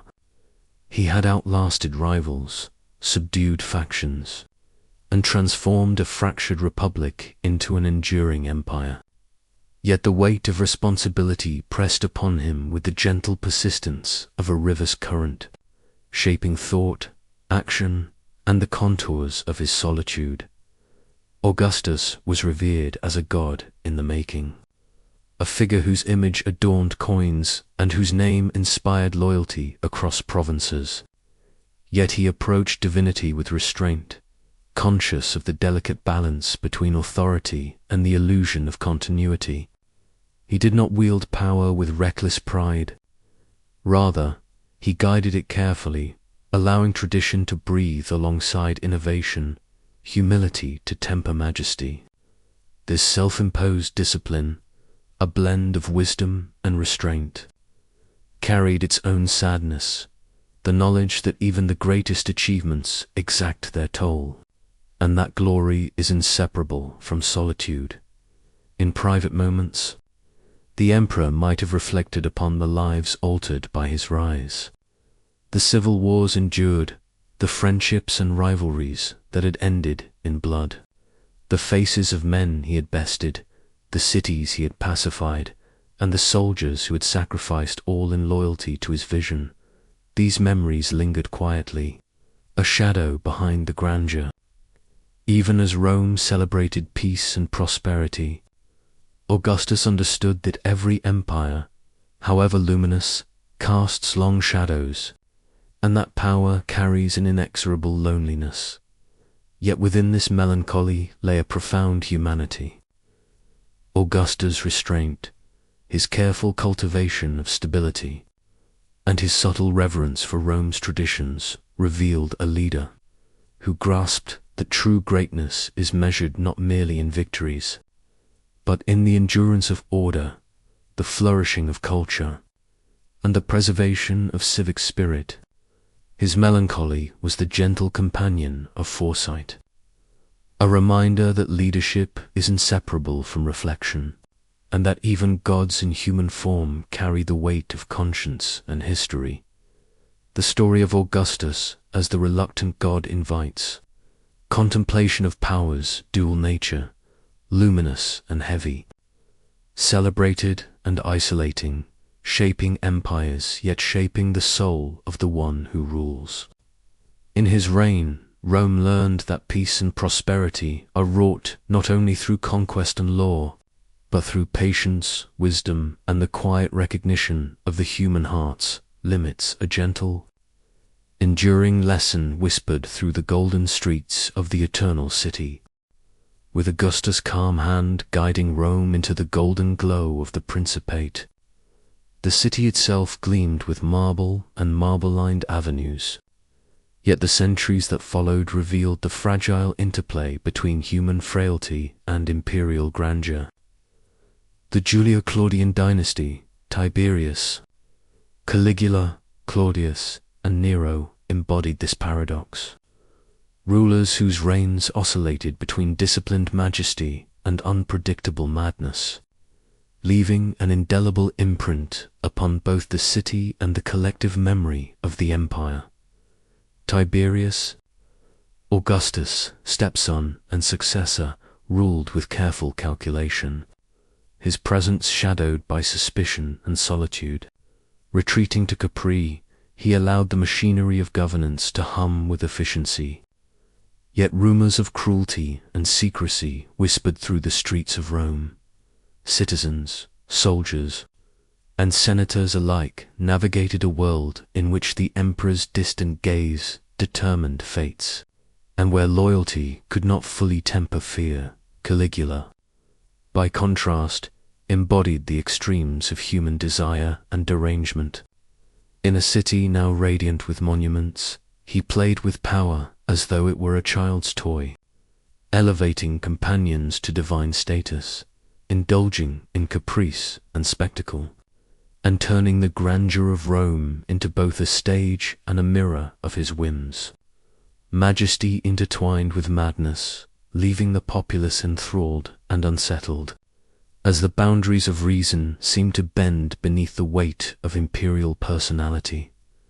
Claudius, scholarly and deliberate, brought an unexpected stability, often underestimated due to physical infirmities. He proved a thoughtful administrator, expanding the empire into Britain and refining the structures of governance. His reign demonstrated that careful study, patience, and prudence could harness power toward achievement, even amid the turbulent shadows cast by his predecessors and successors. Nero, whose name would echo with both artistic brilliance and tyranny, balanced the allure of creativity with the perils of excess. Music, theatre, and architecture flourished under his patronage, yet Rome also witnessed fires, purges, and moral uncertainty. The emperor's persona became a symbol of the delicate equilibrium between human expression and the responsibilities of leadership, a reminder that power, however radiant, can corrode from within. The Julio-Claudians reveal a marble empire not only of stone and monuments, but of human complexity, ambition, fear, brilliance, and instability intertwined within the corridors of power. Their reigns, like intricate mosaics, reflected both the triumphs of imperial governance and the shadows cast by personal desire, reminding Rome that majesty and madness often walk hand in hand, and that the enduring strength of an empire depends as much upon institutions as upon the temperaments of those who sit upon the throne. The death of Nero in 68 AD left Rome suspended between memory and uncertainty, a city gleaming with marble yet trembling with the fragility of succession. In that year, swiftly named by historians as the year of the four emperors, the empire's heartbeat faltered, then quickened with the pulse of conflict as Galba, Otho, Vitellius, and finally Vespasian rose and fell in a turbulent dance of ambition, loyalty, and fate.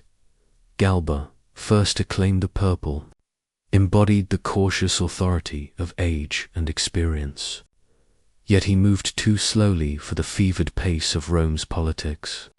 His rule, brief and hesitant, revealed how even the dignity of age could falter against the tides of ambition, leaving the city poised for upheaval.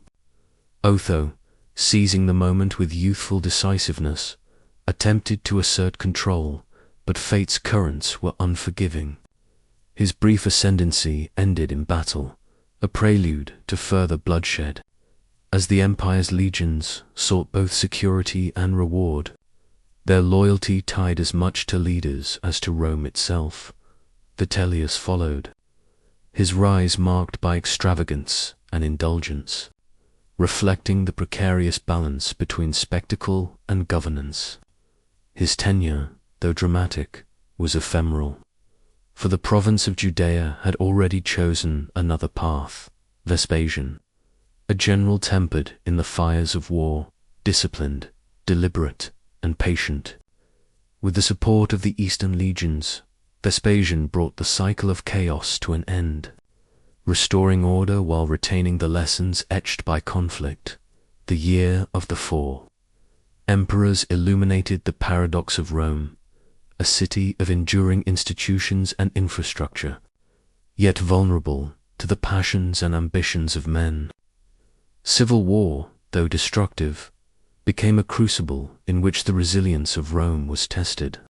Each emperor, brief or enduring, left an imprint upon the psyche of the city, shaping perceptions of loyalty, power, and the delicate balance between individual desire and the continuity of governance.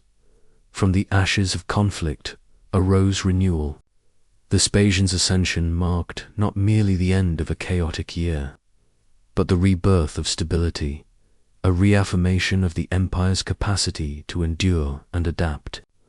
Rome, ever resilient, absorbed the lessons of ambition and rivalry, recognizing that even amidst civil strife, its structures, people, and spirit could survive, ready to flourish once more beneath the enduring light of empire.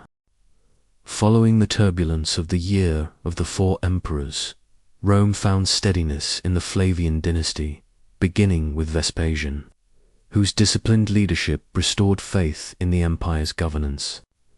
Among his enduring legacies was the vision of a monumental arena, a structure that would not merely house entertainment, but embody the grandeur, discipline, and resilience of Rome itself. The Colosseum, rising from the drained waters of Nero's private lake, became a symbol of both spectacle and authority, a space where the power of the emperor, the might of the people, and the artistry of engineering converged. Vespasian's careful guidance, followed by the rule of Titus and later Domitian, oversaw the completion and flourishing of this grand amphitheatre, constructed with travertine brick and concrete. Its arches and vaults mirrored the ingenuity and ambition that had long defined Rome. Each tier of seating, each corridor and passageway was designed to accommodate thousands of spectators, reflecting the city's commitment to both inclusivity and spectacle. The arena beneath, where gladiators met, wild beasts prowled, and naval reenactments recreated distant seas, became a stage upon which courage, skill, and drama intertwined with civic identity. The Colosseum was more than architecture. It was a living testament to the Flavians' ability to channel the energies of a restless city toward awe, and unity. Romans, whether patrician or plebeian, gathered within its walls to witness feats of bravery, tests of endurance, and carefully choreographed spectacles that reinforced communal bonds. The roar of the crowd, the clash of weapons, and the grandeur of the architecture all conveyed the subtle message that the empire's strength lay not solely in its legions, but in its ability to inspire wonder, discipline, and shared experience beyond its immediate function. The Colosseum reflected the Flavian dynasty's broader approach to power, a balance of might and spectacle, order and imagination, authority and engagement. Each stone placed, each arch constructed, whispered of human ingenuity and the careful stewardship of empire. In the rise of this arena, Rome transformed the act of governance into art, demonstrating that the endurance of an empire depends not only on law or army, but on the imagination, inspiration, and shared identity of its people. Thus, the Colosseum stands as a symbol of the Flavian era, a city rising from turbulence into grandeur, a spectacle that celebrates human courage, and a monument to the enduring strength, ingenuity, and majesty of Rome itself.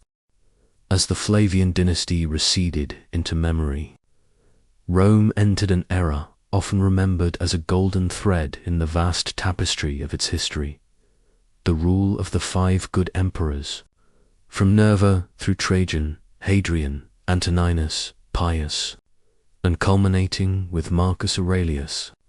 These rulers, chosen for wisdom and merit rather than bloodline alone, embodied a subtle yet profound transformation in imperial governance, a deliberate melding of intellect, virtue, and measured authority that allowed the empire to flourish in both stability and vision.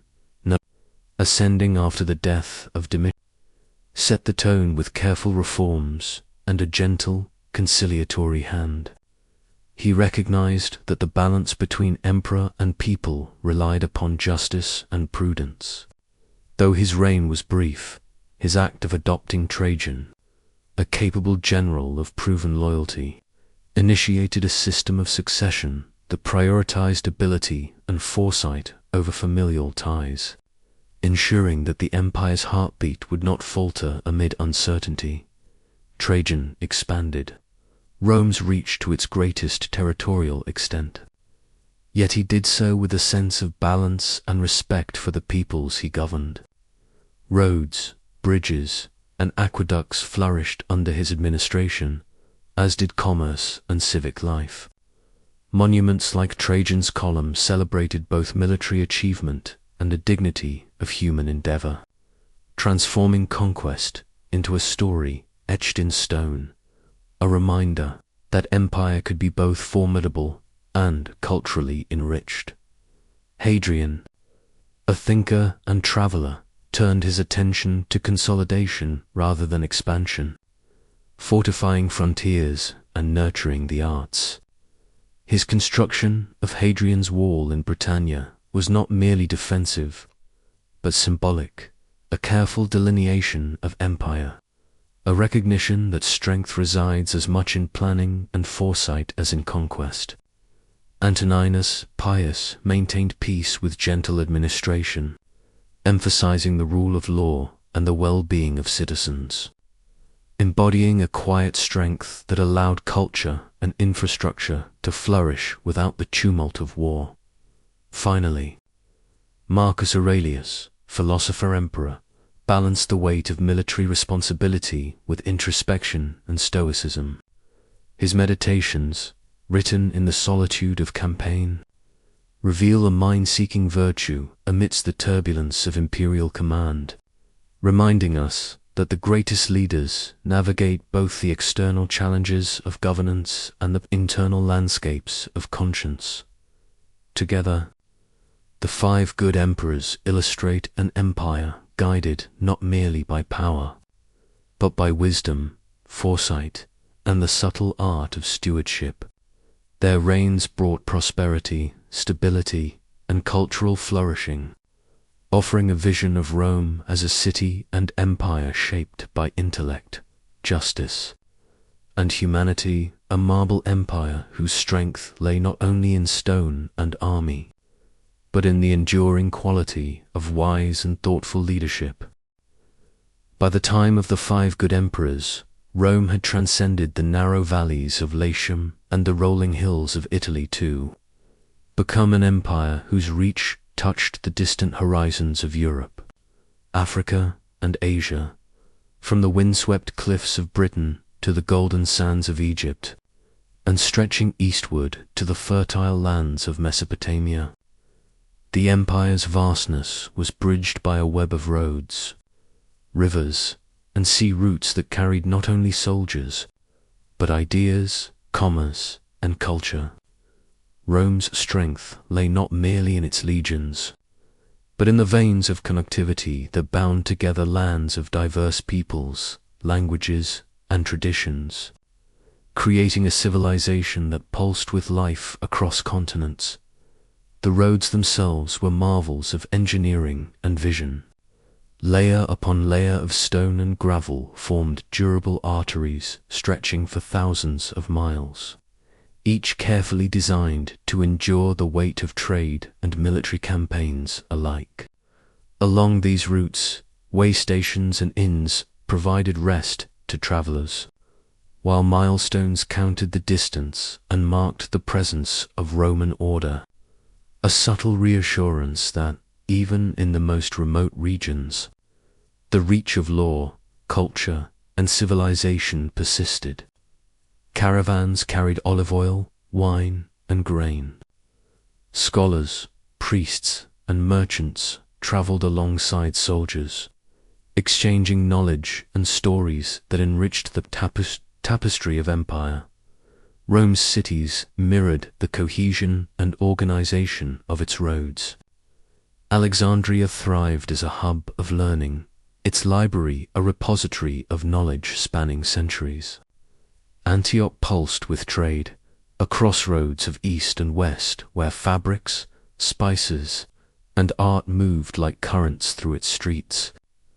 Londonium, perched on the edge of the British Isles, bore the imprint of Roman planning and fortification, a symbol of permanence in a distant and often harsh land.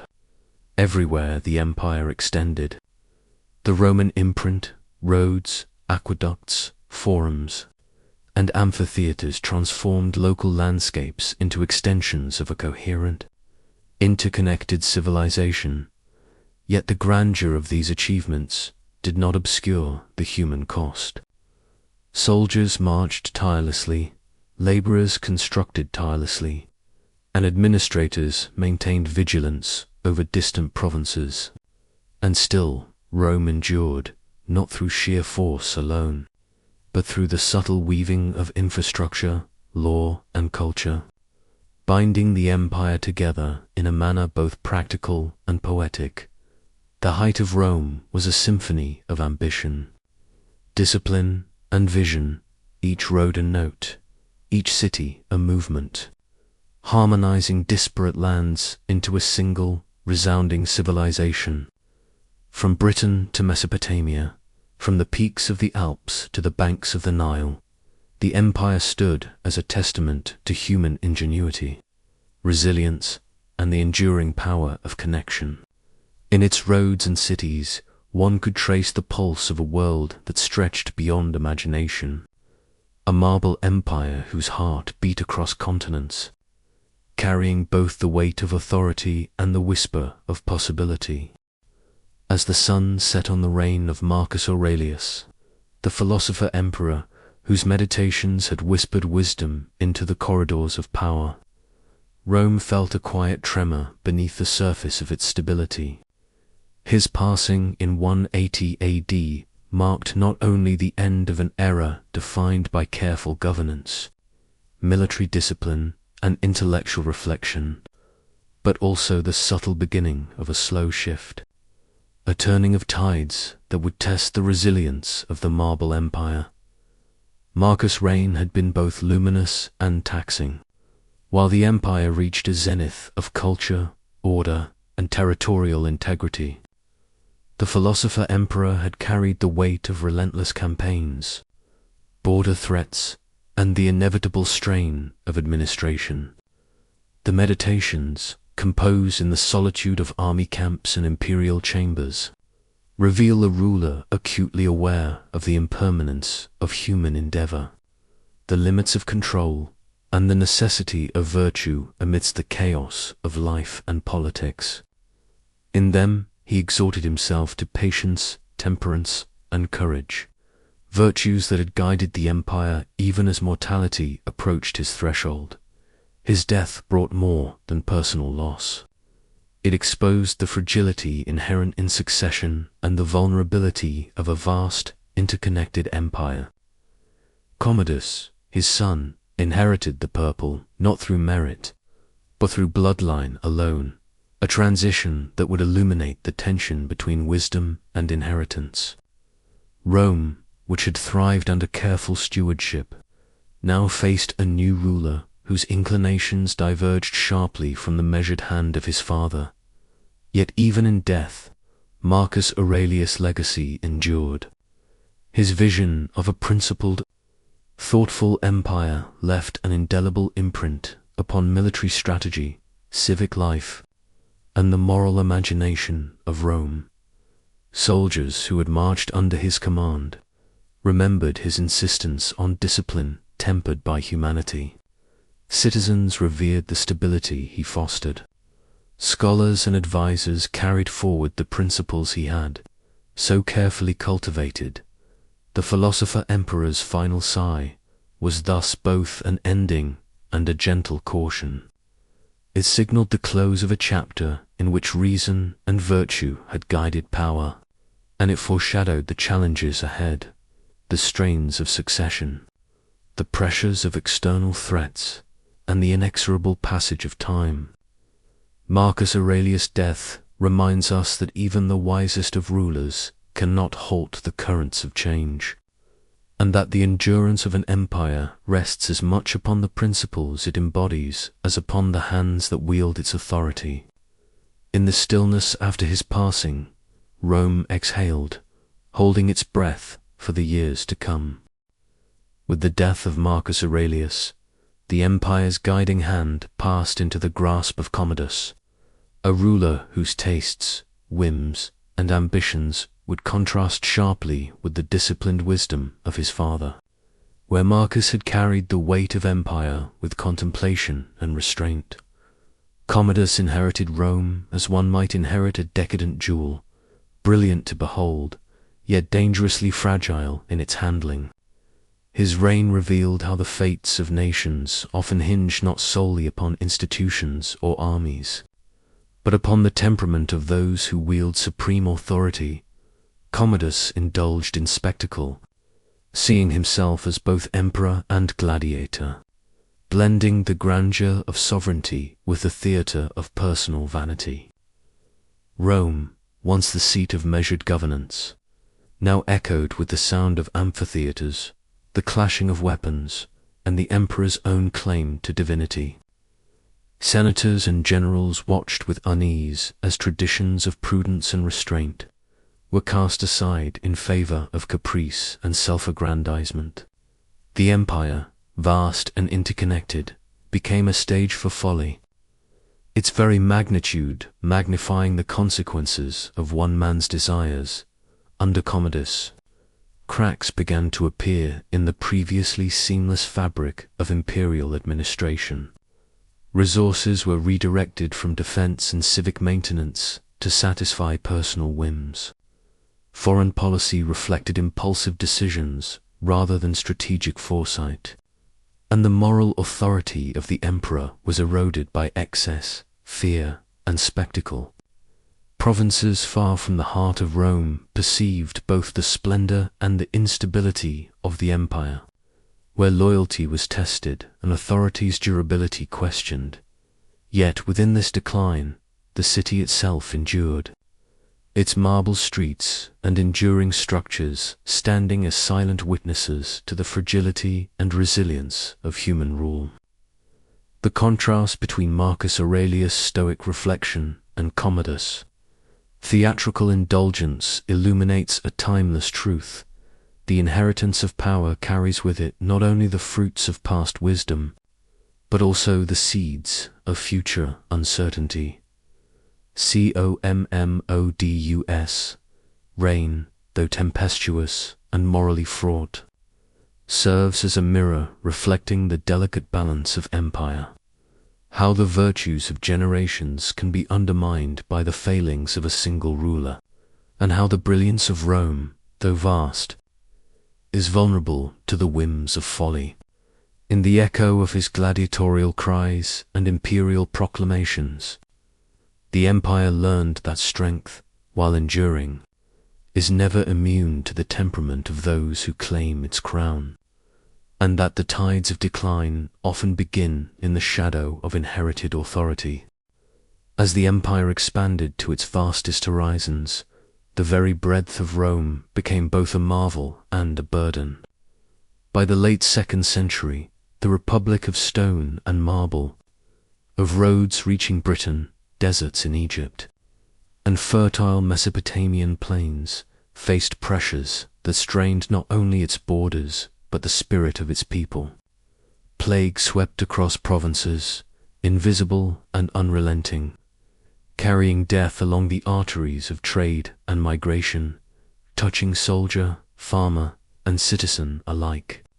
Entire cohorts of legions succumbed, leaving frontiers vulnerable and entire communities diminished, while whispers of despair traveled faster than the emperor's decrees. Simultaneously, the empire's borders were ceaselessly tested. Germanic tribes pressed against the Rhine, Parthians challenged the eastern gates, and smaller nomadic groups moved unpredictably, exploiting weaknesses in distant provinces. The legions, once the unshakable backbone of Rome, now marched tirelessly, their discipline tested by fatigue, disease, and the unrelenting demands of frontier defense. Roads, aqueducts, and supply lines, the veins of imperial strength, strained under this continuous pressure, revealing how the empire's grandeur carried the weight of its own ambition. Exhaustion seeped into every layer of Roman life. Governors, soldiers, and administrators faced impossible choices, balancing local stability against imperial directives, their decisions magnified by distance and circumstance. Trade slowed as merchants feared marauders. Crops faltered where laborers had fallen ill. Civic life, once vibrant in forums and amphitheaters, became subdued under the shadow of insecurity and mortality. The rhythm of Rome's greatness slowed, the golden heartbeat of the city flickering beneath the strain. Yet in this fragility, the empire revealed its resilience. Despite the plague, the battles, and the weariness, Rome endured. Its roads still connected distant lands. Its laws persisted, and its cities continued to thrive where possible. The exhaustion was profound, but so too was the tenacity of institutions, the ingenuity of engineers, and the commitment of citizens who persevered amid uncertainty. This period serves as a quiet reminder that the strength of an empire lies not only in the brilliance of emperors or the grandeur of marble, but in its ability to endure the invisible and visible forces that test its limits. Rome was stretched thin, yet its spirit remained, a vast organism feeling the strain of its own greatness, preparing for the next chapter in the unending story of the eternal city.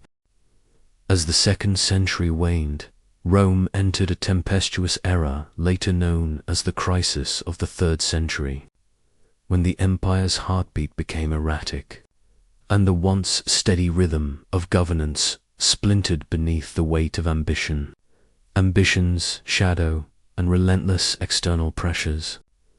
In less than 50 years, 50 emperors would claim the purple, many rising through the sword rather than succession, only to fall in equally violent fashion.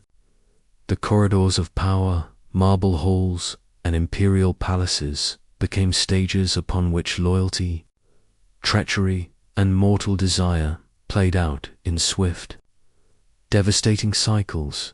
The very nature of imperial authority shifted as military commanders became kingmakers, their legions swaying the fate of Rome with each march, each battle, and each oath of allegiance.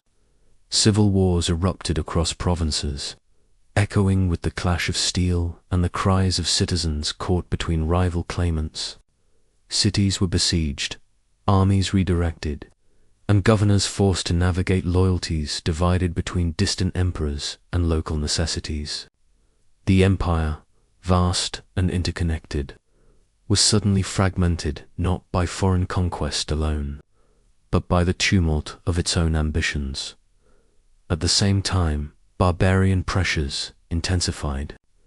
Germanic tribes, Sarmatians, and Persians pressed ever closer to the frontiers, exploiting every weakness in Rome's stretched defenses. Fortifications strained under repeated assault, and garrisons, weakened by plague and attrition, could scarcely repel incursions. The tension of endless battles and fleeting leadership left civilians weary, their cities scarred, commerce disrupted, and faith in imperial protection shaken. Yet even in this chaos, the empire displayed a peculiar resilience. Emperors came and went, but the machinery of administration, taxation, law, and culture endured.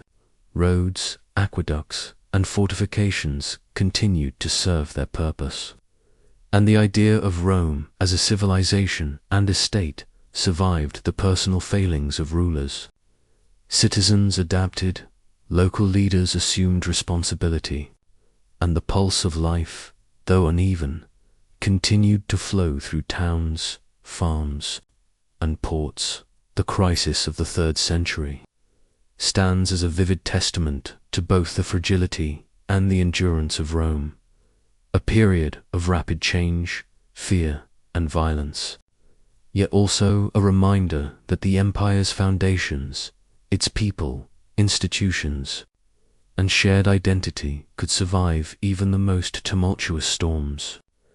50 emperors came and went, battles raged endlessly, but Rome, though battered and strained, refused to vanish, preparing slowly for the reforms and transformations that the next century would demand. By the close of the 3rd century, the Roman Empire had become a vast organism teetering on the brink of collapse. The endless cycle of emperors, civil wars, plagues, and border crises had left its veins stretched thin, its heart laboring beneath the weight of 1,000 troubles. Into this fragile landscape stepped Diocletian, a man of vision and iron will, whose purpose was to impose order upon chaos and breathe stability into a world fraying at the edges. His ascent was not merely political, but almost surgical, a deliberate restructuring of empire and authority to preserve the pulse of Rome before it faltered entirely. Diocletian's reforms were sweeping and profound. He divided the empire into East and West, appointing co-emperors and junior rulers to oversee regions with precision and accountability. This tetrarchy, though unprecedented, was designed to manage both internal administration and external defense with greater efficiency, creating smaller, responsive centers of power while maintaining the overarching unity of Rome. Provinces were reorganized, governors held accountable, and the machinery of bureaucracy was refined, each measure aimed at stabilizing a realm that had suffered under improvisation and overextension. Beyond political restructuring, Diocletian sought to address economic and social strain. Prices were fixed, taxes regulated, and commerce overseen with the intention of curbing inflation and providing certainty in daily life. Soldiers and civilians alike were bound more firmly to their roles, reinforcing both defense and civic productivity. Though these measures were often harsh, they reflected the urgency of the moment, a recognition that the survival of the empire required discipline, foresight, and occasionally severity. Yet even as reforms were enacted, Diocletian's rule bore the weight of awareness that Rome's troubles were not only structural but existential. The empire, immense and diverse, could no longer rely solely upon tradition, legions, or the goodwill of its citizens. It required deliberate, methodical intervention to preserve continuity.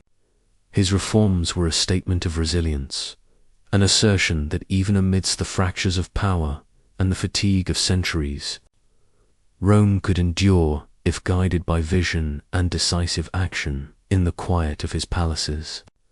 The emperor might have reflected on the fragile beauty of his undertaking, aware that while laws and boundaries could stabilize, the empire's true strength lay in the cooperation of its people, the loyalty of its legions, and the enduring idea of Rome itself.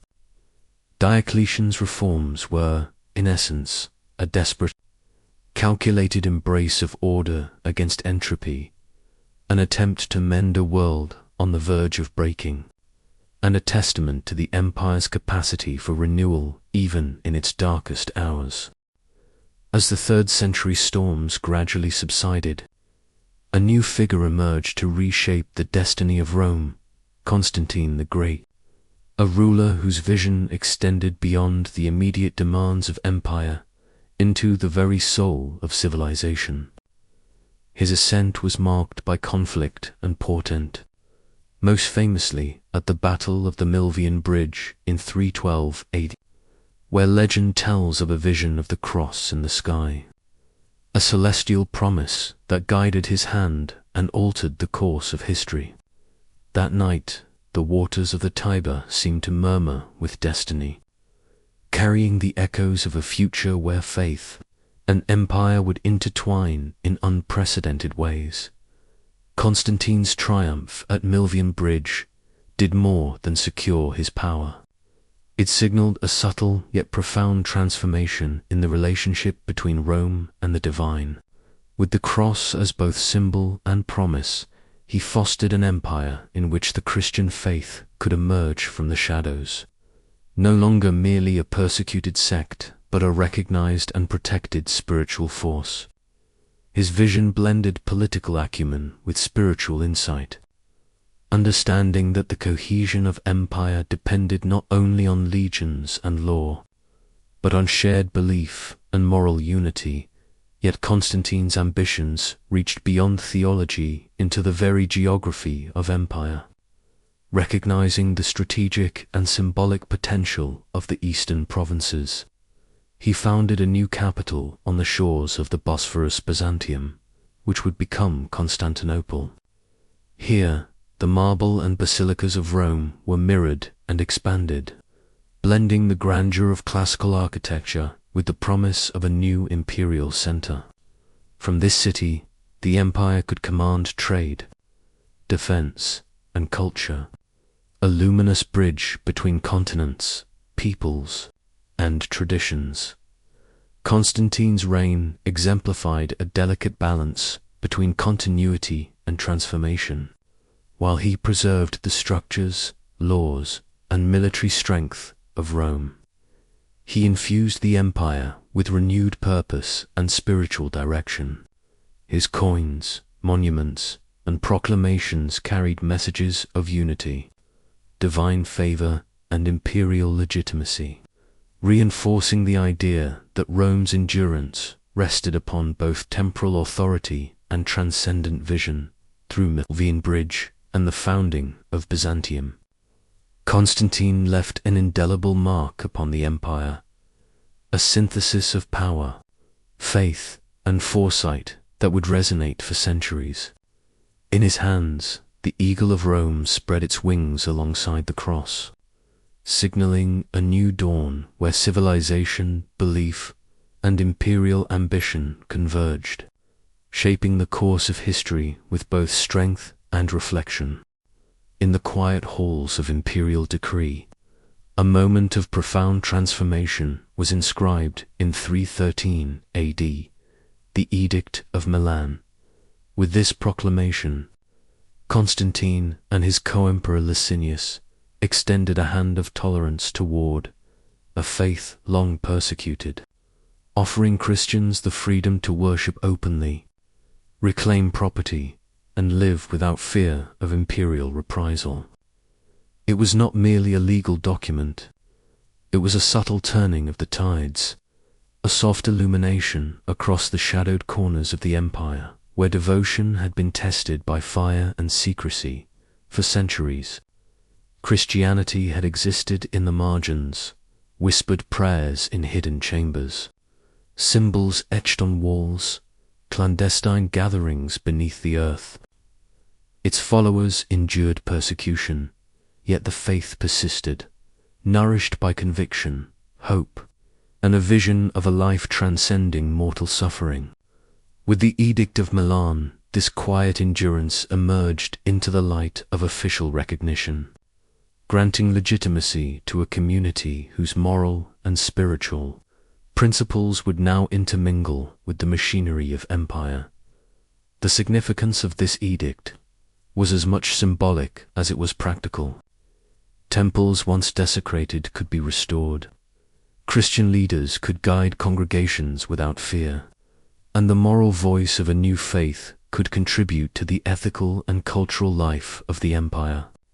Coins, monuments, and public ceremonies began to reflect the presence of this rising spiritual force, signaling that Rome's identity was evolving, no longer solely defined by its ancient pantheon, but by an emerging moral and philosophical vision rooted in the teachings of Christ.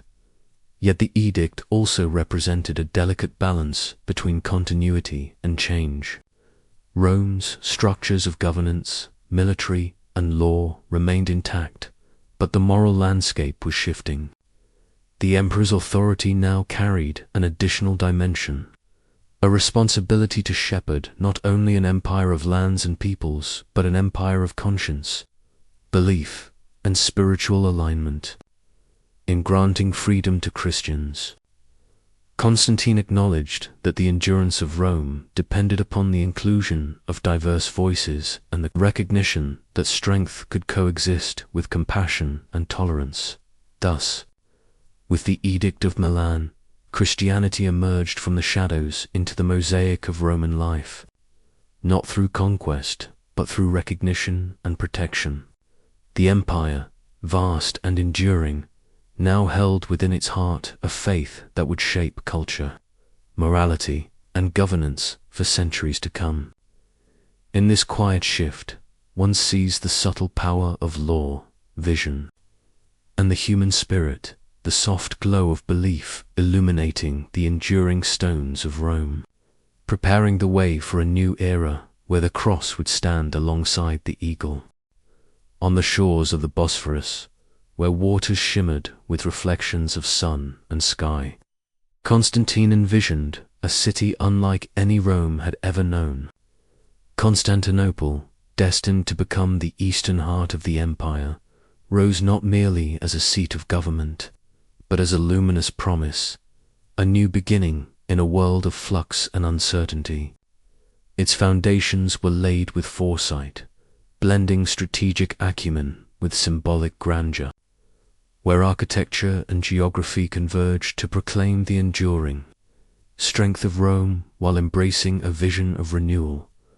The city's location was a marvel of practicality and poetry. Nestled between Europe and Asia, the Golden Horn cradled harbors bustling with trade, while hills and rivers offered natural fortifications against potential invaders. Markets, temples, and administrative buildings were planned with the care of a sculptor shaping marble, each street a testament to order, each wall a shield against chaos. In Constantinople, the empire's pulse could beat anew, carrying influence across continents while projecting an image of unassailable majesty. But beyond strategy, Constantinople carried a symbolic and spiritual promise. It represented the fusion of imperial authority and divine guidance, a city in which governance and faith intertwined. Churches rose alongside palaces, their domes and mosaics catching the light of day and reflecting the emperor's vision of a society guided by both law and morality. Here Christians could practice freely, scholars could ponder the mysteries of the world, and citizens could witness the harmony of power and purpose, manifest in stone and water. The shimmering promise of Constantinople extended beyond its physical beauty. It was a statement that Rome's spirit was not bound to a single hill or a single city, but could adapt, endure, and flourish in new landscapes. As merchants and soldiers, scholars and pilgrims traversed its streets, the city became a living testament to continuity and innovation, a bridge between old traditions and new horizons. In the quiet moments of dawn, when sunlight danced upon the Bosphorus and the air carried the distant hum of markets and prayers, Constantinople exuded a sense of calm inevitability. It whispered to all who arrived that the empire, though weathered and tested, could reinvent itself, that Rome's destiny was not confined to the past, but shimmered forward in waters, walls, and hearts alike, offering hope and stability in an age of transformation. As Christianity emerged from shadows into the open light of imperial favor, the ancient gods of Rome began a quiet, melancholic retreat. Temples that had once echoed with the clamor of offerings, the chants of priests, and the rustle of sacred vestments grew still. Their altars dusted with the silence of a fading era. Jupiter, Mars, Venus, and Minerva deities who had guided the fortunes of citizens, generals, and emperors alike were gradually recast from living presence to memory, their stories preserved in marble, mosaic, and myth. This transformation did not occur with sudden violence, but with a gentle inevitability, a waning of ritual and belief that mirrored the empire's shifting moral and spiritual landscape. The Lares and Penates, once household companions, were honored in fewer homes. Civic sacrifices dwindled, and festivals, once radiant with color, song, and dance, were quietly abandoned or repurposed.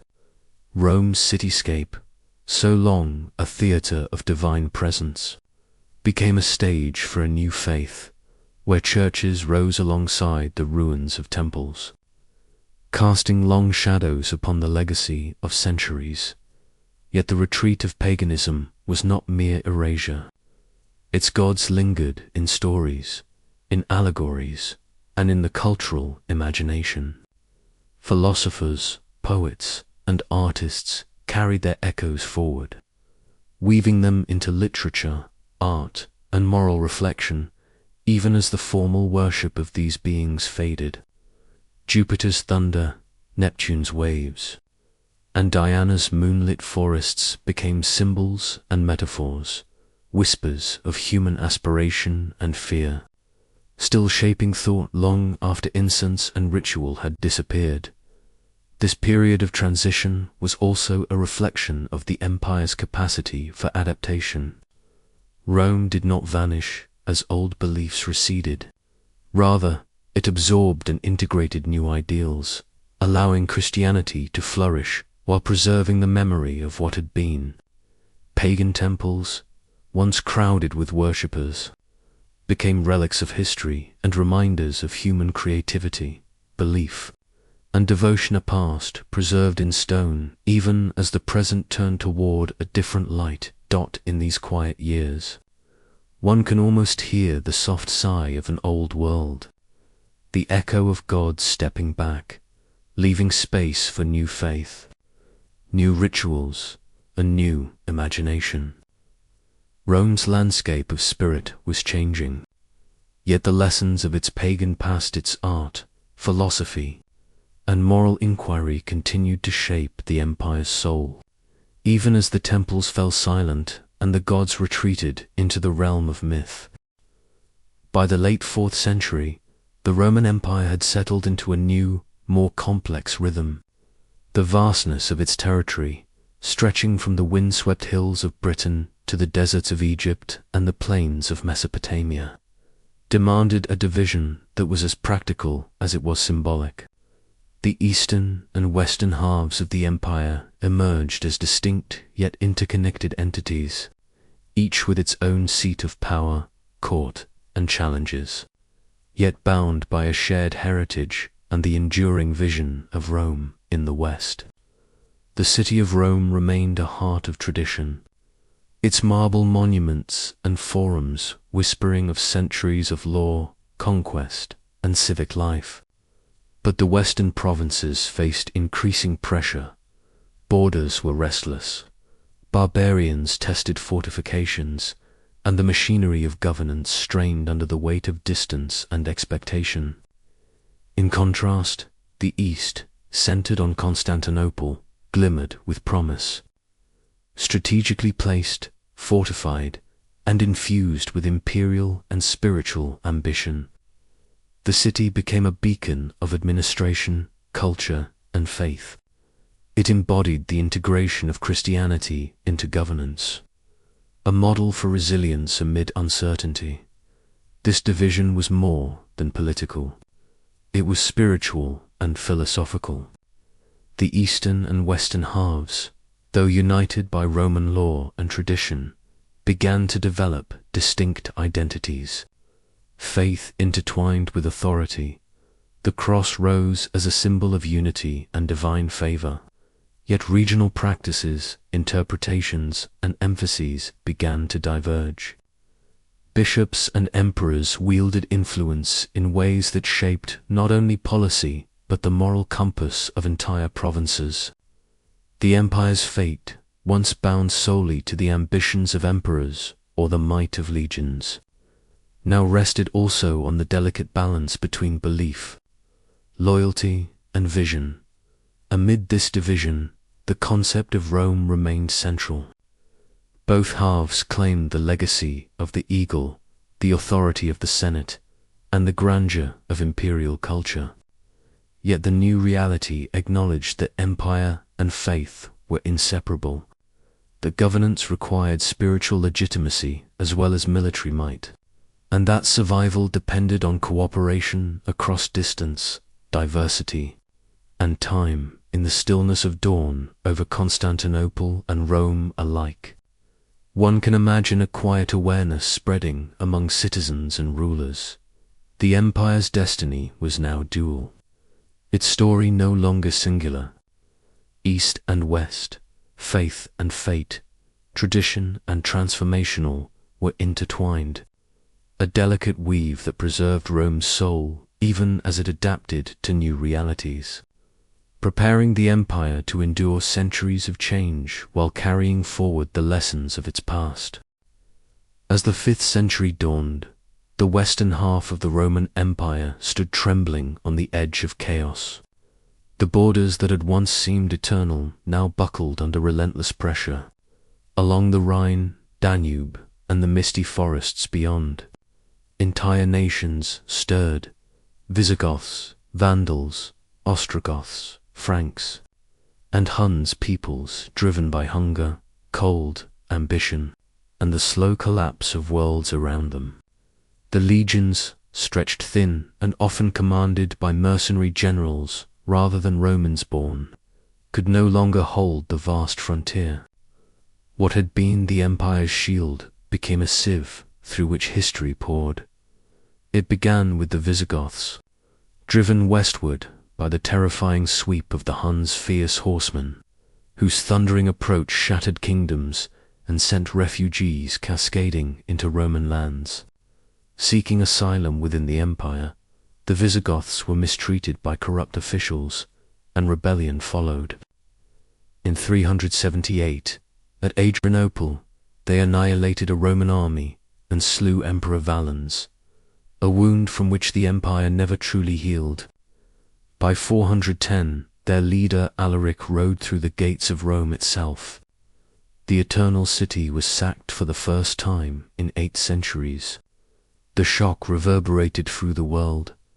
If Rome could fall, then nothing was sacred.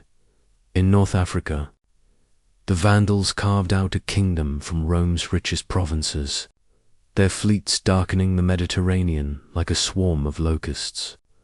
From their new capital, at Carthage, they struck even at Rome again in 455, looting its treasures and leaving its people haunted by the echo of breaking marble.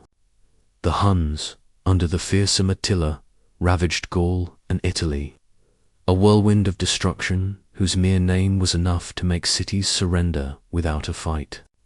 Only famine, disease, and Attila's sudden death spared Rome total ruin. Yet the true enemy of Rome was not barbarian steel, but exhaustion, an empire hollowed from within. Political intrigue, decaying loyalty, and dependence on barbarian troops eroded the fabric that had once bound provinces to the heart. The frontiers had ceased to be lines of defense.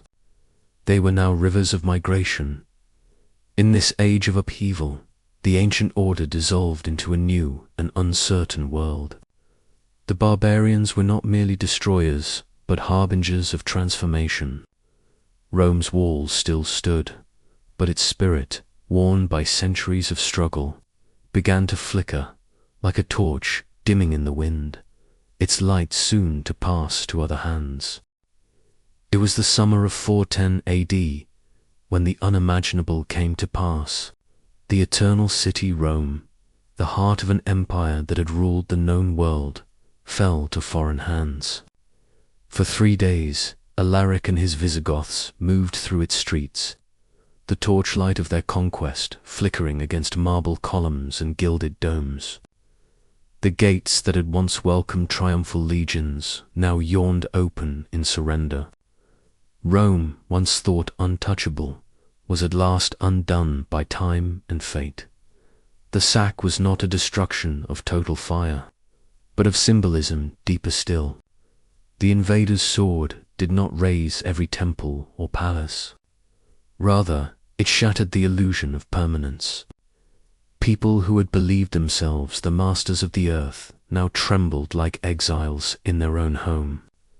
Gold was seized, treasures taken, but it was hope that was plundered most completely. The sound of clashing bronze and breaking stone mingled with prayers rising from every district, as the city of Jupiter and Augustus became, for the first time, defenseless before men it had once called barbarians. Alaric himself was no savage in the Roman imagination of old. He sought recognition, not annihilation. A soldier once in Roman ranks, he still called himself friend of the empire, demanding land and justice for his people. Yet when denied by emperors lost in their own decadence, he turned to Rome's gates not with supplication but command. The sack, then, was both vengeance and requiem, a grim requital for centuries of broken promises and arrogance. When the torches dimmed and the Visigoths withdrew, a strange quiet settled over the city.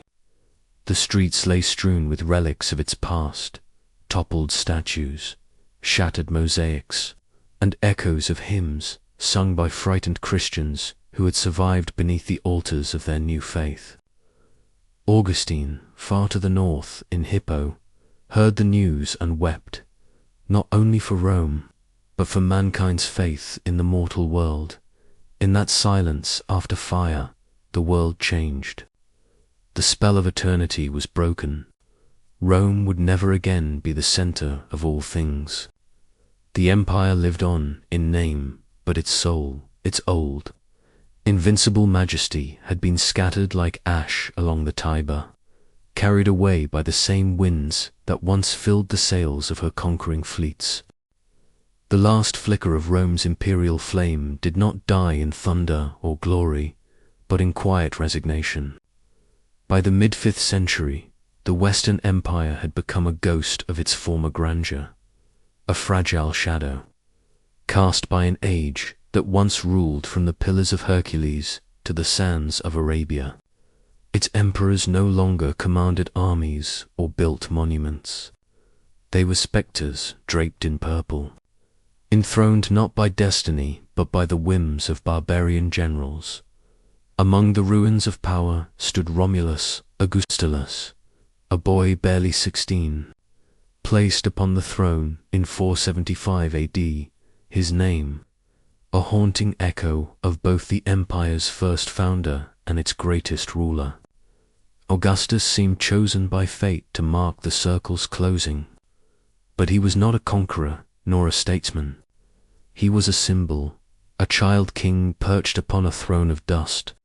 The Senate, weary and aged, bowed more to tradition than to authority, while outside the city's gates, the real rulers of Italy, men like Orestes, his father, and later Odoacer, the Germanic chieftain, moved armies that no longer bore the eagles of Rome, but the banners of tribes once deemed uncivilized. In 476 AD, Odoacer entered Ravenna, the final capital of the West, and demanded the emperor's abdication. There was no great battle, no resistance. Romulus, frail and frightened, laid down the imperial diadem, surrendering it not in defiance but in gentle obedience. The crown was sent eastward to Constantinople, to the Emperor Zeno, who ruled from the shining marble halls of Byzantium. With that gesture, the Western Roman Empire, the empire of Caesar, Augustus, and Trajan, ceased to be. Yet even in that surrender, there was a peculiar grace. Odoacer, perhaps touched by the boy's innocence, spared Romulus's life. He granted him a villa in Campania, where the young emperor, the last emperor, faded into quiet obscurity. No chronicler recorded his final words, no legions saluted his passing. The world simply turned, and Rome's long story slipped gently into legend. Thus the crown of the West dissolved not in fire, but in silence, its weight too heavy for mortal hands to bear any longer. The eternal city had fallen asleep, dreaming now not of conquest, but of memory. And in the twilight between ages, the empire that once ruled the world became a whisper carried upon the wind, its echo lingering still, beneath the stars of history. When Odoacer took the throne of Italy in 476 AD, he did not call himself emperor. He did not wear the laurel crown, nor claim the divine right of the Caesars.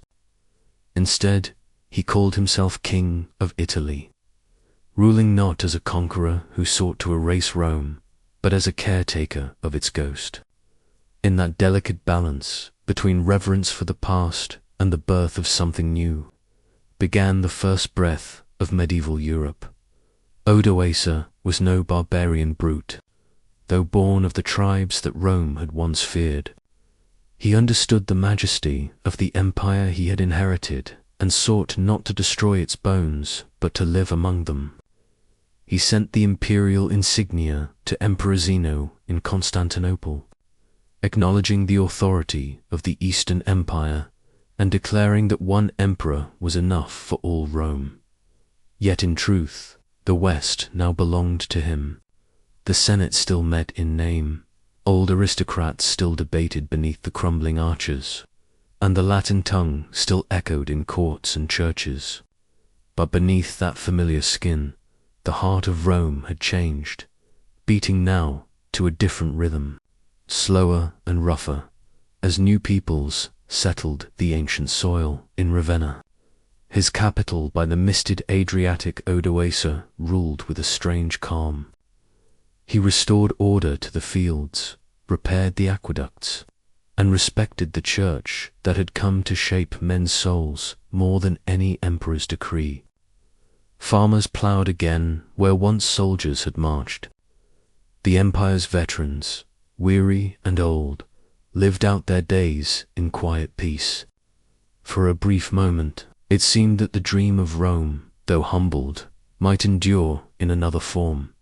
Yet shadows gathered even in that calm. In the east, Emperor Zeno looked upon Odoacer's reign with suspicion. And beyond the Alps, a new power was rising, led by the brilliant and formidable Theodoric, whose destiny would soon collide with Italy's fragile peace.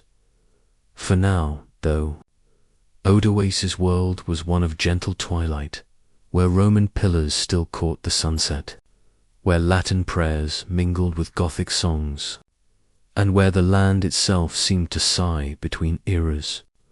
The empire was gone, yet its spirit lingered, woven into every road, every ruin, every whispered prayer that rose toward a fading sky.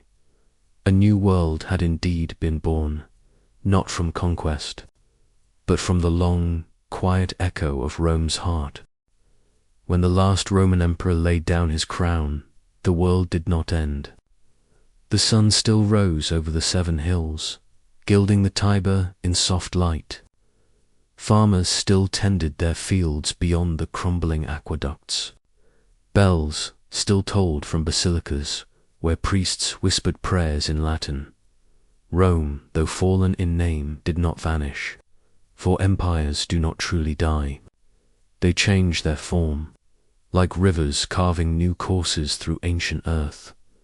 The fall of 476 AD was less a collapse than a surrender to time, a slow yielding of marble to moss, of empire to inheritance.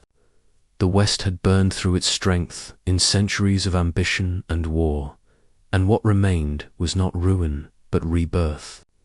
The legions had vanished, yet their roads still stitched together lands and peoples. The law of Rome endured in parchment and custom, its spirit, disciplined, orderly, yearning toward greatness, flowed silently into the kingdoms that rose in its wake.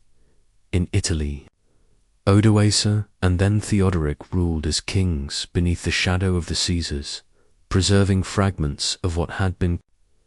In Gaul, the Franks took root. In Hispania, the Visigoths built cities of stone. In Britain, the old Roman walls stood watch over fields gone wild. Across the lands that had once called themselves Roman, a strange fusion began. Latin words mingled with Gothic and Frankish tongues, Roman law shaped barbarian hearts, and Christianity spread like a new light through the ruins of the old dot far to the east. In Constantinople, the Eastern Empire still gleamed, guarding the memory and majesty of Rome for another 1,000 years. Its scholars would preserve the texts of Cicero and Virgil. Its emperors would still claim the purple, and its cathedrals would shimmer like golden dreams of the world that was dot. So the fall was never final. It was a metamorphosis, a gentle drifting from antiquity into the Middle Ages, from empire to Christendom, from Caesar's might to the bishop's word, and in that transformation, Rome found immortality. For every kingdom, every cathedral, every word of law and faith that followed, carried within it the heartbeat of that eternal city, a whisper beneath the dust, murmuring still, Roma aeterna est, Rome is eternal. When the last imperial banners fell and the eagles were folded away into the dust of forgotten vaults, the world did not wake to silence. Rome, though conquered, refused to vanish. It retreated into memory, into words, into the invisible scaffolding of civilization itself.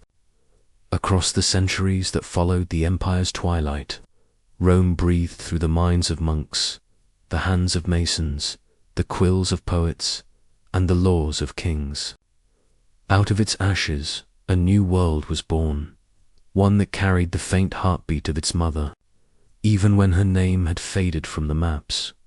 Asterisk in the cloisters of medieval Europe, where flickering candles guarded knowledge against oblivion, the language of Rome lingered like incense.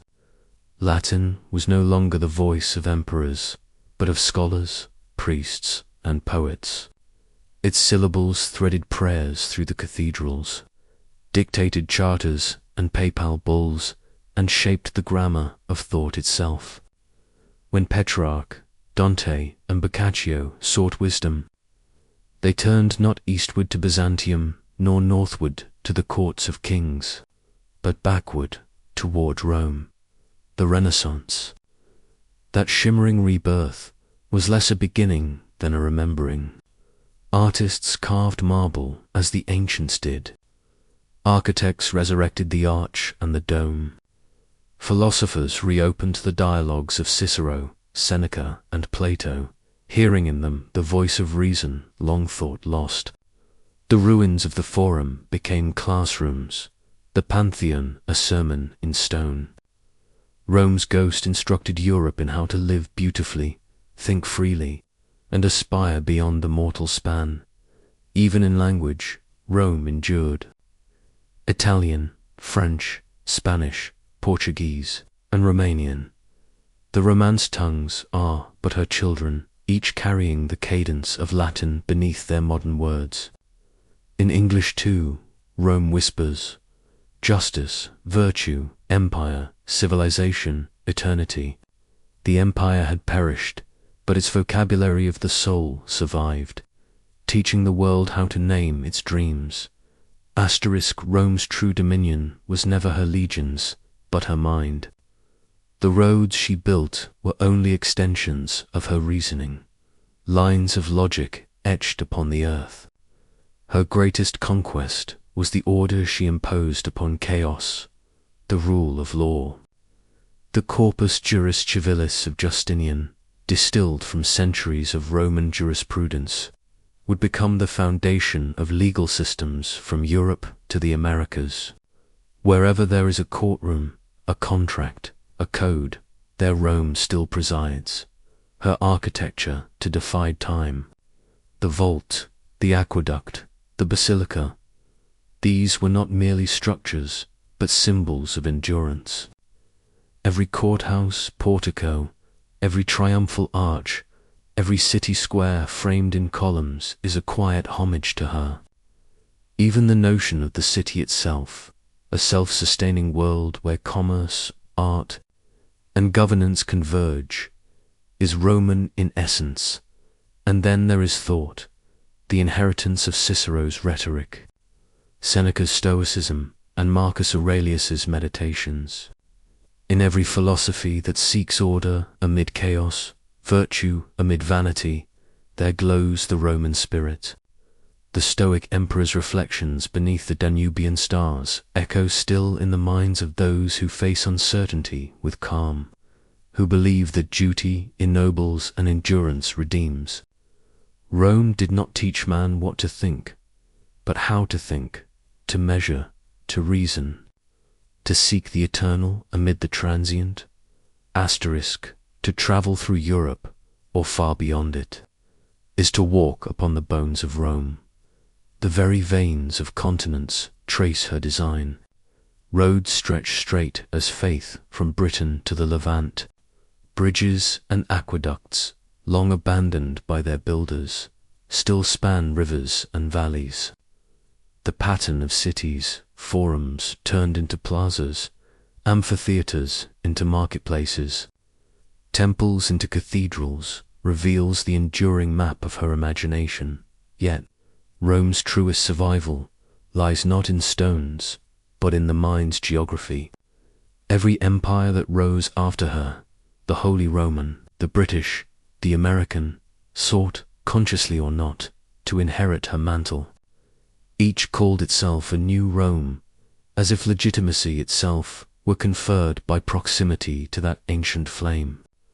To rule justly, to build enduringly, to aspire universally, these became the Roman commandments, carved not in marble but in ambition.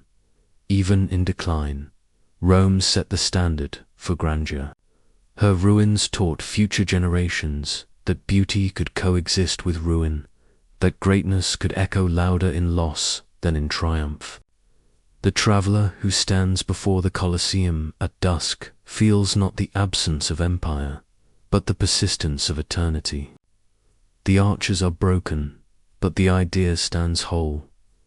Asterisk empires are mortal. Time erodes walls, rusts bronze, and silences tongues. Yet story outlasts all. Beneath the moonlight that bathes the Tiber, the ruins whisper still. They speak not of conquest, but of continuity, not of power, but of memory. Rome, more than any empire before or after, understood the alchemy of remembrance. She engraved her soul into myth and marble, ensuring that even her fall would become her monument. Historians measure Rome by dates and emperors, by battles and decrees. But the truer Rome, the one that survives in us, is emotional, almost spiritual. It is the yearning for order in chaos, for beauty amid decay, for eternity amid time. Each generation rebuilds her in its own image, the poets as muse, the statesman as model, the dreamers as promise, the philosopher Boethius, writing his consolation of philosophy as the empire's last embers cooled, mused that fortune turns her wheel, lifting and lowering men and nations alike. Yet wisdom endures. Perhaps that is Rome's deepest truth, that impermanence itself can become immortal when it is embraced with dignity. Asterisk night falls over the ruins, as it has for 15 centuries. The air hums with quiet reverence. In the forum, where senators once debated and triumphs once paraded, stray cats curl atop fallen capitals. The marble is warm from the day's sun. The stones still remember footsteps. Overhead, the moon traces the same path it did for Augustus and Hadrian. Indifferent to time, yet witness to it all. Rome sleeps, but lightly. Beneath her hills and beneath our languages, she dreams. In the rhythm of marching columns turned to city streets, in the justice of laws written and rewritten, in the striving of artists and thinkers to build something that outlives them, there she breathes. Her lullaby is the hum of civilization itself, her silence filled with the voices of those who remember. To stand before her ruins is to hear that lull, not mournful, but serene. It tells us that no empire truly dies, that what we build with mind and heart outlasts the sword and the throne. Rome has become the eternal metaphor for creation, for decay, for rebirth. As the stars burn over the Palatine, one can almost hear the old motto whispered once more, Roma, et. The eternal Rome asleep, perhaps, but never gone. For as long as humanity dreams of greatness, she will stir beneath the ashes, waiting for the dawn. And thus, the empire closes its eyes, not in death, but in endless remembrance.